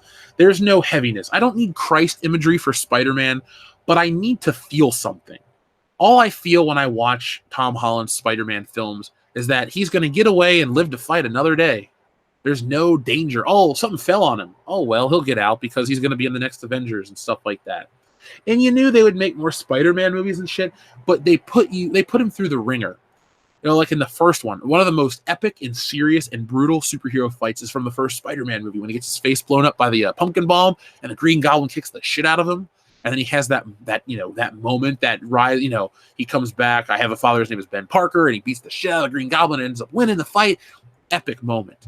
We don't have any feel good moments like the puff out your chest, holy shit, oh my God, Spider-Man's a hero type of thing. It's just kind of like, he's a kid in a costume, he's gonna be funny, he's gonna make some jokes, he's on his cell phone. Oh, blah blah blah. They made him a cartoon character. That's all they did. They made him a cartoon character with a CGI mask, and I hate to say it, if you look at Spider-Man is a joke with emotive eyes. And that's all he is to you in mechanical web shooters. I just think you need to go back and read the books, or at least experience more of Spider-Man. The 90s cartoon does a pretty great job of the characterization of Spider-Man. A lot of things about that. Wanderer wants to know, Jeff, how do you feel about giant/colossal squid? It doesn't bother me. I don't eat calamari. I don't know. The ocean is so vast and unknown. You won't find me going, deep diving. Am I afraid to go on a boat? No, that's silly. Like when we go to WrestleMania next year, I think we're going to charter a boat and do a live stream, or at least film us going fishing. So Kendo, I know you're listening. You're like, that sounds sweet. Yeah, that's going to happen, bro. And Kendo, there's a big surprise for if Wokebusters can hit a big milestone number. I got something awesome for you, Nick and Dion. So just folks, help us make that goal happen. Let's see. Obi-Wan 27. Oh, wait, hold on. Sorry. Albedo first. Clone Wars micro series watched together with Mauler. If Mauler would like to or make it happen, I'm always down to work with Mauler. I like the guy a lot. I actually have a commentary, Albedo, of the entire Clone Wars micro series somewhere here on the channel. American Trent 007 joined me. So he watched it as a kid. He had an interesting frame of reference. I was 15 when the show came out, or 15 or 14. It doesn't matter. But I did watch it, and we do have the entire thing as a commentary here on the channel. And we give you timestamps, so when you want to start, and it's on YouTube, so you can start the video and then listen to our commentary at the same time. But if Mauler is interested, I'm always interested to work with Mauler. I want to get back with Robot Head. He and I have discussed getting together too. I just got to make some time and figure out my scheduling. Let's see. The train scene from Spider-Man 2 is epic, but 3 is still the best. LOL email Pete for life, Jeff. Well, thank you, Anakin Soyo. Spider-Man 3 does have great moments. There's an Instagram account I follow that is nothing but deleted scenes from Spider-Man 3, and there's a fantastic movie somewhere in there. That would be, if I had unlimited funds and licensing, I would go back and like CGI and finish Spider-Man 3, the other cut, and then release that for the fuck of it. But I wouldn't cut corners. I'd go back and make sure the CGI was to the standards of the film so it all matched. I know there's a great movie in there. That's all I can say.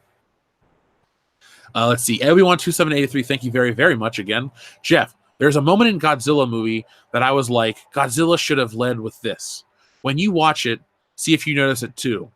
Then they didn't do it because plot drama and wanted more than a 30-minute movie. I will. Let me take a screenshot of this too so I don't forget to think about this. There we go.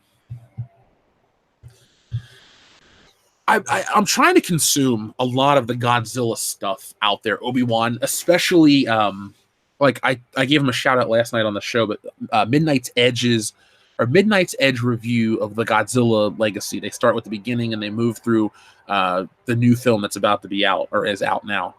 Very good stuff. If you guys want something to watch, check it out later today. I highly recommend it. But I'm hearing better things about Godzilla than I am obviously Dark Phoenix. Dark Phoenix is kind of an embarrassment at this point. I don't know how 2019 is going to be remembered in terms of film. Avengers was a triumph. It worked. Captain Marvel, not so much. It made money, but it wasn't very good. But Mark Hamill knows the truth behind that. John Wick, to me, is the best movie I've seen this year.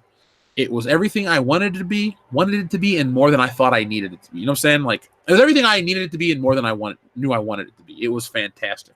Loved it. Godzilla's, seems to be in the middle. I will check it out. Dark Phoenix is whatever. But Star Wars, the year could end on a interesting note. All I can say is that this channel is going to get huge, the build up to Star Wars Episode 9, because there's going to be so much stuff that comes out. And next year is going to be even bigger in terms of the aftermath of the film.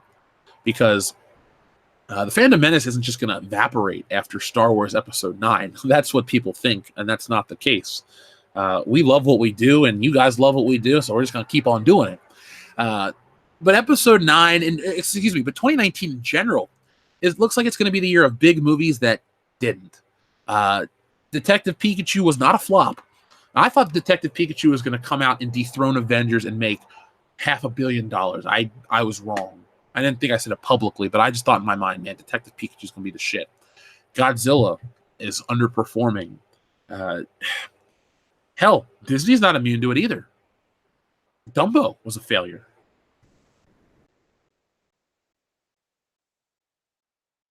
Now, I'm not Nostradamus, but I don't know how Spider-Man's going to perform.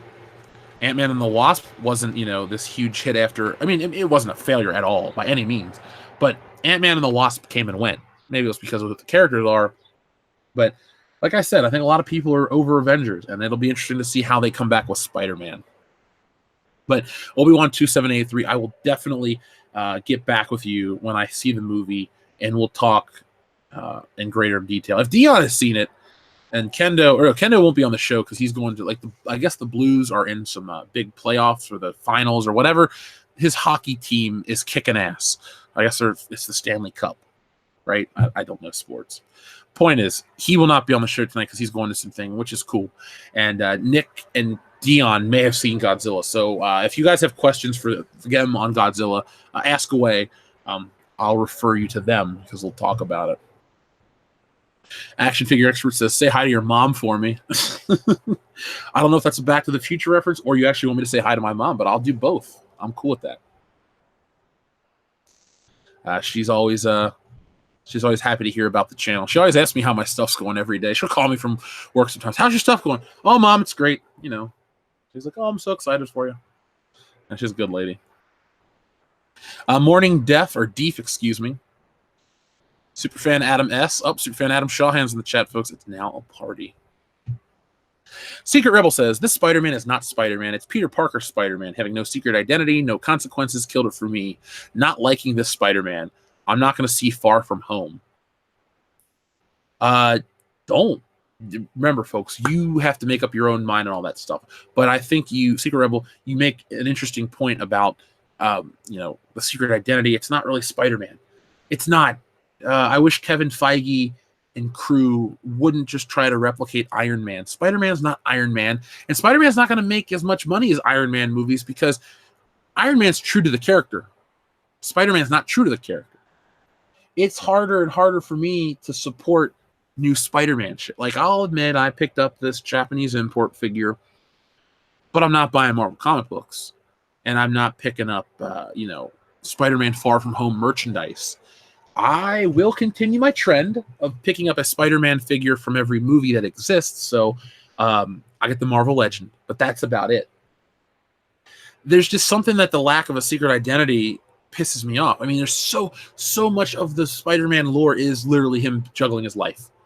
I'd say most comic books are 50% of him not in the suit at all. Hell, some issues he puts on the suit at the last panel and then he fights in the next issue the whole thing through. But they're not bad issues. I would hate, though, as a kid, this isn't what happened to me, but, if you were to pick up an issue and there's no Spider-Man inside and then you have to wait a whole month, man, I'd hate that. Luckily, these old issues that I'm reading, I was like, well, I'll just get the next one. Okay. I'm ready to read it now. I do know David Stewart, and I like David Stewart, and he is more than welcome on the channel. I don't know if he'll ever hear this or how to contact him, but I'm a fan of what he is and what he talks about, and I'd like to have him on and talk to him.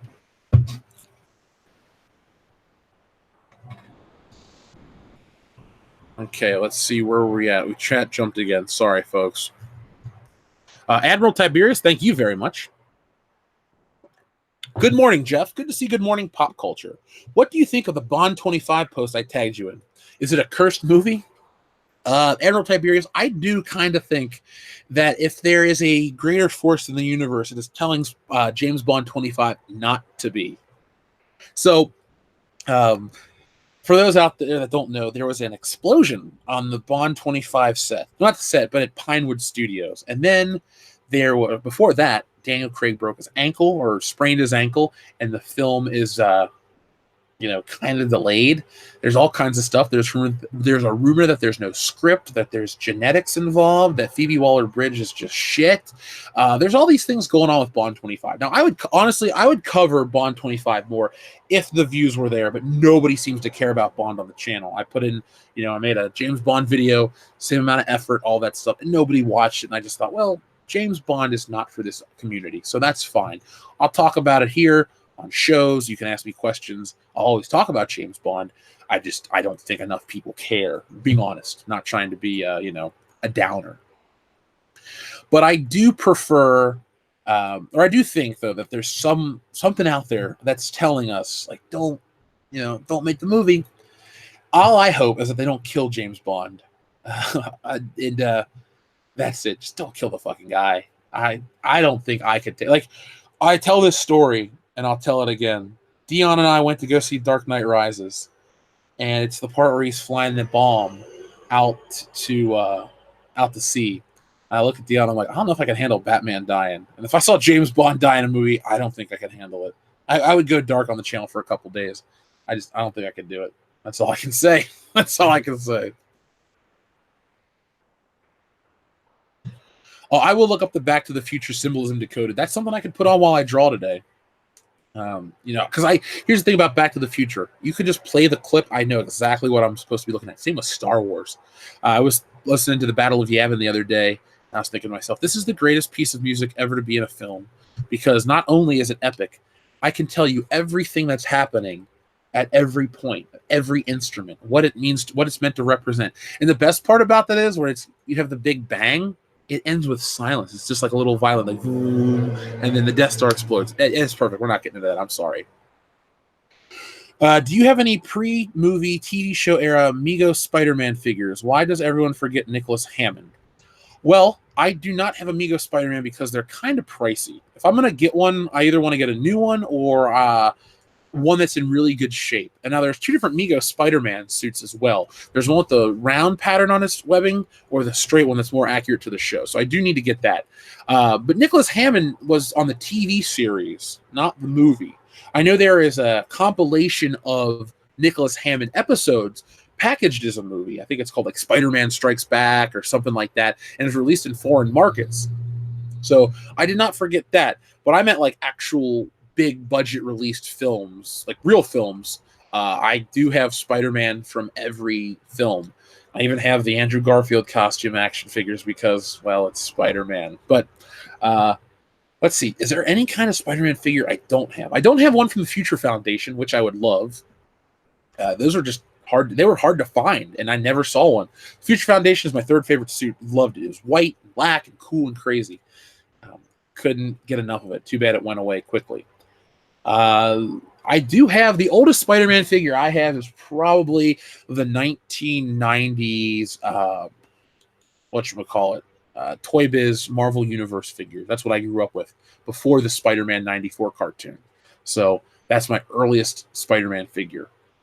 There aren't two. There's one from Mego that I'd love to get. It's a die-cast figure, but I've never seen one to buy. I've just seen pictures of it in magazines, but I've never seen one for sale on eBay, in a store, anything. That's a grail item for me right there. Good morning, Cecil. What is up? Did you hear? Obi-Wan 27883. Thank you very much. Did you hear the Millennium Falcon ride at Galaxy's Edge? Disney employees' reviews said the best part is the line. So sad. Seems like Star Wars Land equals a flop / dead on arrival. I have heard a lot of the things about Disney Star Wars, and it's funny too. Like, we make these videos. We hear a lot of the negativity that people push back on us. They're like, you guys are making up this shit about Star Wars, but it just keeps coming out. Like, we can't tell Disney employees to say these things. We can't tell, these people to be disappointed. It just so happens to be that Star Wars Land is a disappointment to a lot of people. And I am laughing my ass off about these things. Let's see. Sorry, I had a message. And, I'm seeing these things and I'm kind of chuckling. There's nothing. I could do a video on the faux pas of Disney's Galaxy Edge or Star Wars Galaxy Edge. The pricing, you can't wear your Jedi robes. You can't do this. You can't do that. Your overpriced lightsabers. Like, look, I know people like customization, but folks, if you came to me and said, Jeff, I want to get a lightsaber, which one should I get? Master replicas are cool, but if those are out of your price range, I'll give them the Black Series ones are pretty decent from Hasbro currently. I'm one of those people, if I'm going to buy something from a movie, I want to buy the one from the movie, not my own take on it. So that's what I have to say about that one. But Obi-Wan 2783, I have heard about that. I can't believe the best part would be the line. I guess because they're going to play Star Wars music, and I don't know, bring you drinks. That'd be nice. That'd be a whole different experience. The only way I would want to go to Disney's or Star Wars Galaxy's Edge is if it was free to get in. I had a pass to go to the front of the line for every ride, and all my drinks and alcohol and food were included. That's the only way I'd ever go. Did I want to go? No. Sorry, I'm not Christian Harlow. I didn't want to go. I fucking love that video so much. No, I wasn't. Whatever. That theme park isn't for me. Universal's Nintendo World, I'm there. I will wait a year till it slows down, but I gotta check it out. I love Nintendo. It's funny, the older I get, the more I love Nintendo again. Like there was that angsty 13 to 25, 29. Really, I was like, I don't really want Nintendo shit. I'm all about PlayStation and Xbox. And then I'm like, I got the Switch. It's a great system. I love it. Smash Brothers is great. They put so many great things in that little bitty console. And the funny thing is, too, Kendo brings that every time we get together. I'm like, bring your Switch. We have played it one time when we were at Horror Hound. We were drunk at the table. We played Smash Brothers, and then he put it away because we were leaving. So it wasn't, like he was like, oh, we're done. No, we just stopped playing. So Kendo, we should try one more time to play Smash Brothers together. I could beat Dion again. It was funny to watch him get pissed. Now, Obi-Wan, I don't know what they're going to do if Star Wars Galaxy's Edge actually legitimately flops. Like if people just are like, whatever. I'm sure they'll try to blame me and Jeremy and Ethan. Oh, you guys boycotted it. We did what? I don't even live in California. I live in Ohio. Like, what? How can I raise a boycott about a movie or a theme park that's 1,000+ miles away? Like, blame somebody else. Blame your $75 beers. Blame your $100 and something lightsabers. It's your greed. And here's the thing. We talked about Avengers Endgame and emotion, playing at the heartstrings. I hate to say it. If you sold me the old Millennium Falcon and a Han Solo running around, he's like, come on, kid, and you run onto a Millennium Falcon and fight TIE fighters, I'm getting excited thinking about it. You could probably coax a couple $100 out of me for that. But you're like, oh, Kylo Ren and Rey are going to be populating the park. Fuck those characters. I'm done with them. Like, I was done with them in 2015, and you're all done with them too. That's all I can say. Ugh. Sorry. Ohio is a mythical place. It's not real. You can't fool us. God, I wish it was mythical. I wish I didn't live here. Actually, no, I take that back. The older I get, the more I appreciate where I live because I'm safe from natural disasters, the craziness of the politics out west, and the cost of living is decently low compared to somebody like Jesse who lives in LA or people who live in New York. The cost of real estate is stupid. The cost of real estate here is way cheaper. So yay, Midwest. Even a new house for what you can get, like a shitty apartment in New York, that price would get you a 5-bedroom house with a fucking swimming pool where I live. So I'm all about, I'll live in the middle of nowhere. All I need, I don't live in the middle of nowhere. I live in a city, but all I need is an internet connection, and I'm connected to all you guys. What is it? Cortani's 001 says, hey, now my family lives in Dayton. Well, your family's not far from me, and I hope the tornado did not affect them. That's been the big story on the news lately. And I think the FEMA, right? They're up in Dayton right now trying to help people. So hopefully your family wasn't affected. Nobody was what was it? Not dislocated. Oh, God, I can't think of the word I'm trying to think of. Hopefully everyone's safe. That's all I'm trying to say.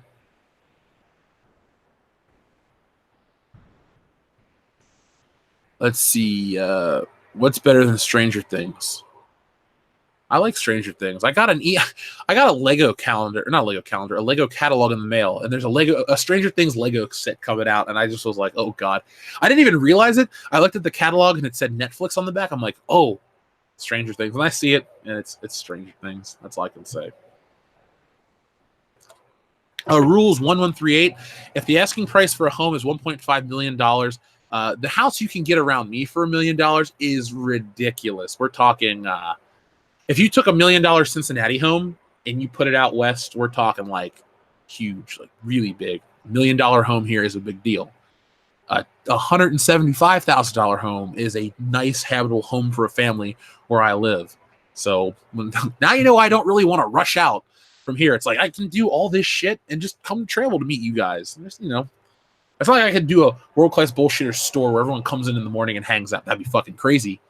That would be insane if I owned like a store did Good Morning Pop Culture live streamed it, and people came in and hung out. That would be cool.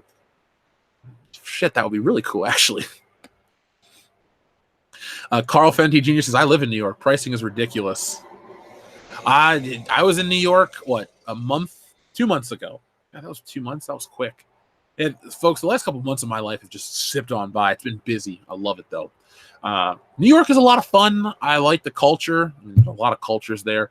It's definitely a place I'd want to go back to visit again real soon, but not a place that I'm ever going to live.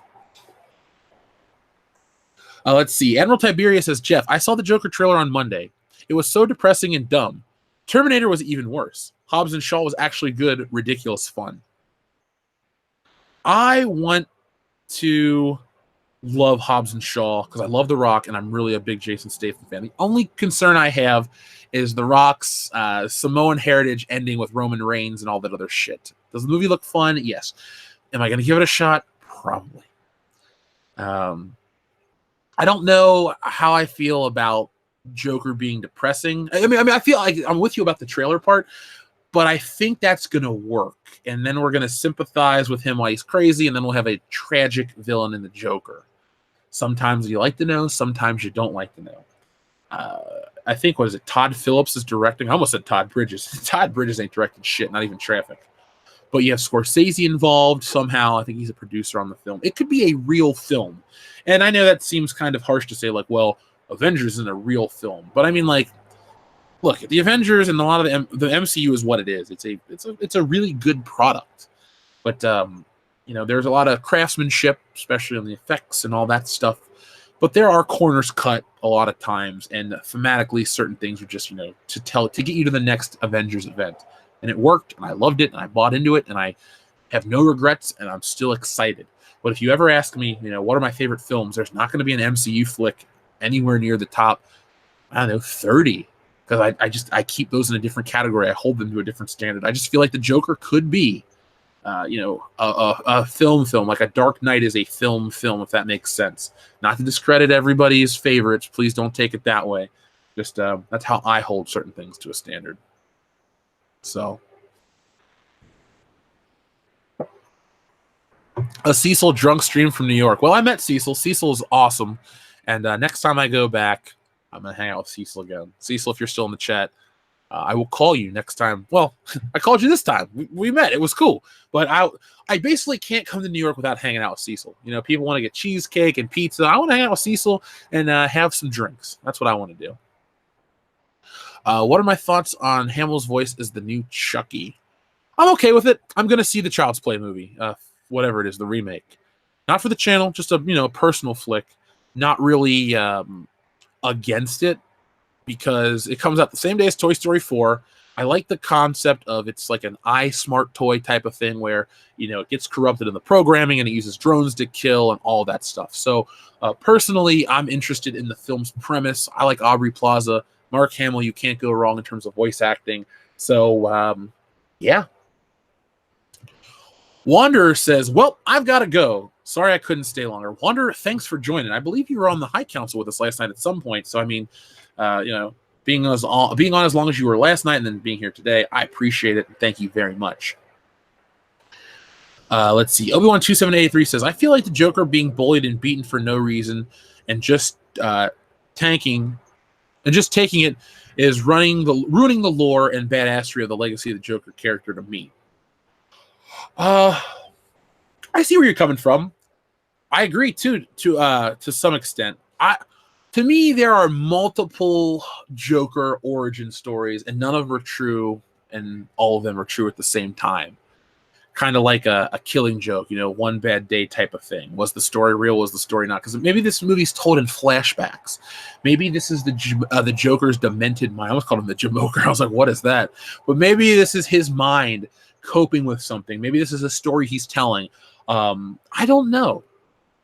I do know that every time I see Joaquin Phoenix as the Joker, I think of Crispin Glover. Just in general, like that's probably his normal day. But we'll see. To me, my favorite interpretation of the Joker is the cartoon. I love Jack Nicholson. He's my favorite live-action one. But there are just certain things that, seeing him without the makeup and stuff like that, I prefer not knowing his name's Jack Napier. Well, technically in the cartoon they do call him Jack Napier, and we see him without the makeup and Mask of the Phantasm. But for the sake of my argument, I prefer the cartoon version, damn it. Sorry. I don't mean to ramble about that. But I get where you're coming from, Obi-Wan. There's nothing wrong with feeling that way about the Joker. There's nothing wrong with feeling about the way you guys do about anything, realistically. That's just how having an opinion works. But I'm interested to see if they can salvage a DC flick starring the Joker. The early DCEU flicks, no thank you. Wonder Woman, yes. Suicide Squad, go fuck yourself. I like Justice League. It's a guilty pleasure. Aquaman all day, every day. And Shazam was a damn fun film. But I don't think I'll ever go back and watch Shazam again. I liked it. I had a good time. But I just don't ever... Like, I got what I needed out of it. Same thing with... I'm trying to think of a movie I enjoyed that I never really need to watch again. Oh, God, that's tough off the top of my head. There are movies out there that I liked, and I was like, that was good, and I'm done. I never need to see it again. Maybe like Kingsman 2 or something. Well, no, I bought it on Blu-ray. I'll watch it again eventually. Obi-Wan 2783, thank you very much. I've always pictured Joker as growing up being the kid doing super creepy pet disappearances and gag kills, being the bully with unfunny joke kills.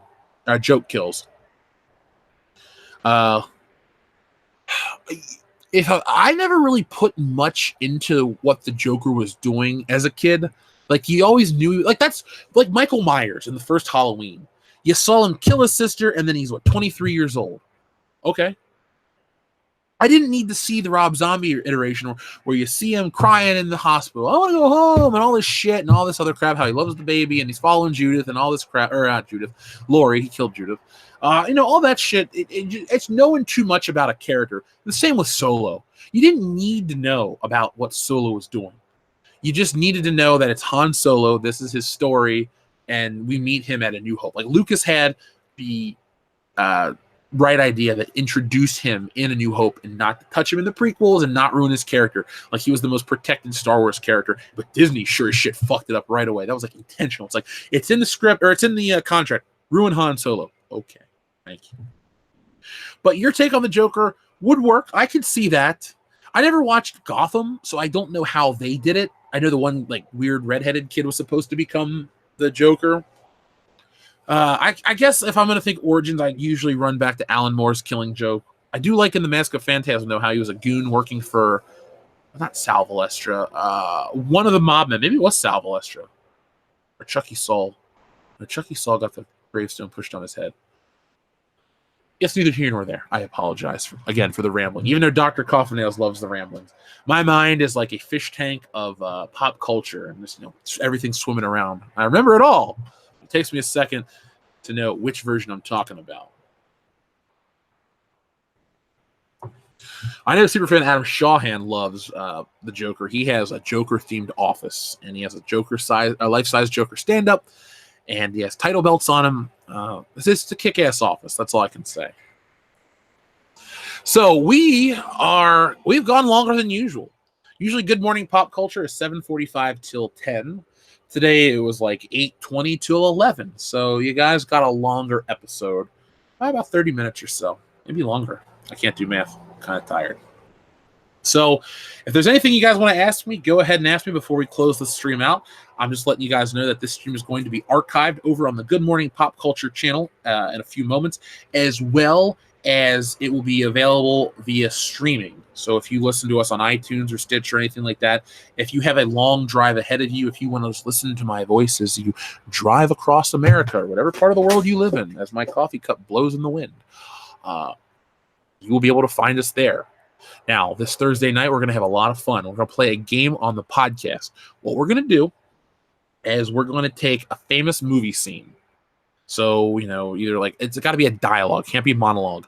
And we're basically going to have one of us portray like a Christopher Walken and the other one be a William Shatner or some kind of easily parodyable actor. So, William Shatner does, I don't know, a soliloquy if I was like a one-man show type of thing. But it's going to be a lot of fun. We have some other stuff to talk about. Obviously, it's our podcast. We have 1,000,001 things to cover.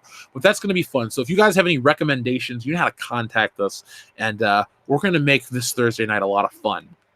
I'm going to do my damnedest to try and film a PO box unboxing somehow, some way soon. After this goes off, I'm gonna get back to the comic book so I can get that done. It will be done. I'll be done this month before I go off to visit Jesse. So I'll make sure I get my pages out and shipped off to the printer. Printer takes about a week, and then I have a set of people that are gonna help me ship out your books. So if you need to change your address, you still have time on Indiegogo.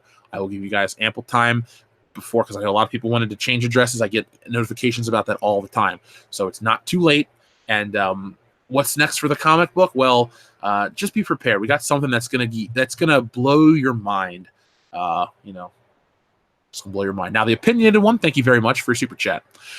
How would you feel if they adapted Batman White Knight? Well, let me make sure I got the right idea of the story, because when you say White Knight, I literally think of some guy tipping a fedora. So it's Batman White Knight. Okay. So let's see. Batman White Knight is a comic book limited series created by Sean Murphy. The series spans 8 issues, published monthly in 2017 and 18 by DC Comics.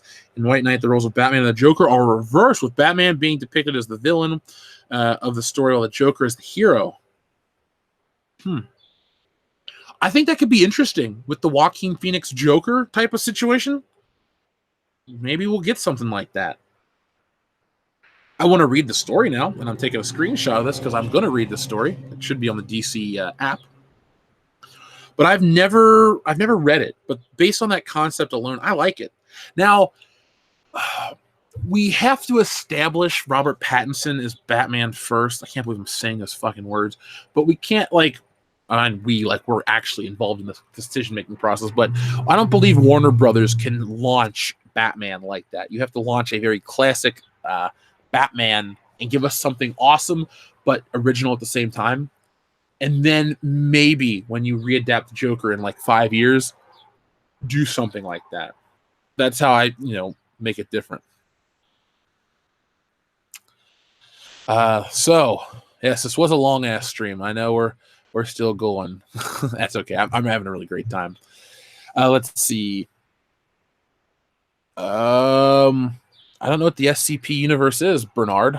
Let me just look that up real quick.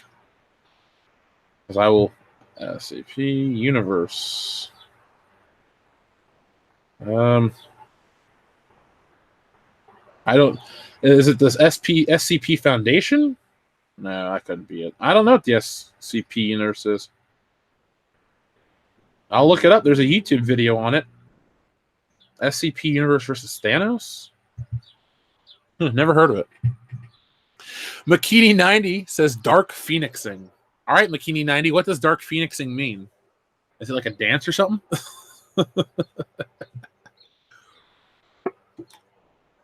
Thank you, Cruel Sorrow, for that very nice compliment. You know, what's funny is every time I see your screen name, I think of, was it King K. Rool and those things from Donkey Kong Country? I'm like, Cruel, K. Rool. Sorry. That's where my brain goes. I fucking love Donkey Kong video games. Yes, it's SCP Foundation. I'll look into it. I don't even know what it is. Got the Wikipedia. It's a fictional organization documented by the web-based Collaborative Fiction Project. All right, I'll check it out. It seems like it could be fun. Let's see. Alpha Nima says, any chance we could see an E3 watch stream? Also, saw King of the Monsters 3 times. Might go again before Dark Phoenix evicts it from my local IMAX. I could do that on the secondary channel. That could be something we could do. I know E3 is in 4 days. I'm kind of excited. I want to know what's next for Xbox, so we'll find out. I have learned that on this channel, gaming content really doesn't get a lot of traction, but I don't want to blow you off. If at the very least we could talk about it on the podcast and see what's up, but I could try it on the Good Morning Pop Culture channel. That's our WCBS archive channel, so we could try a lot of experimenting things. So we'll find out. Alpha Terra Nima. I'll never say no to trying to entertain you guys. You saw King of the Monster 3 times though, so that's a good sign. I'm gonna go see it. I will go see it, and we'll talk about it. So, folks, I think it is time for me to clock out. Time for me to get back to work on some other stuff. So thank you for watching. Hit that thumbs up on the way out. It's been a great morning. If you didn't catch last night's High Council, please do. I think you're going to enjoy it. And well, that's it for me. So folks, go out into the world and be excellent to each other.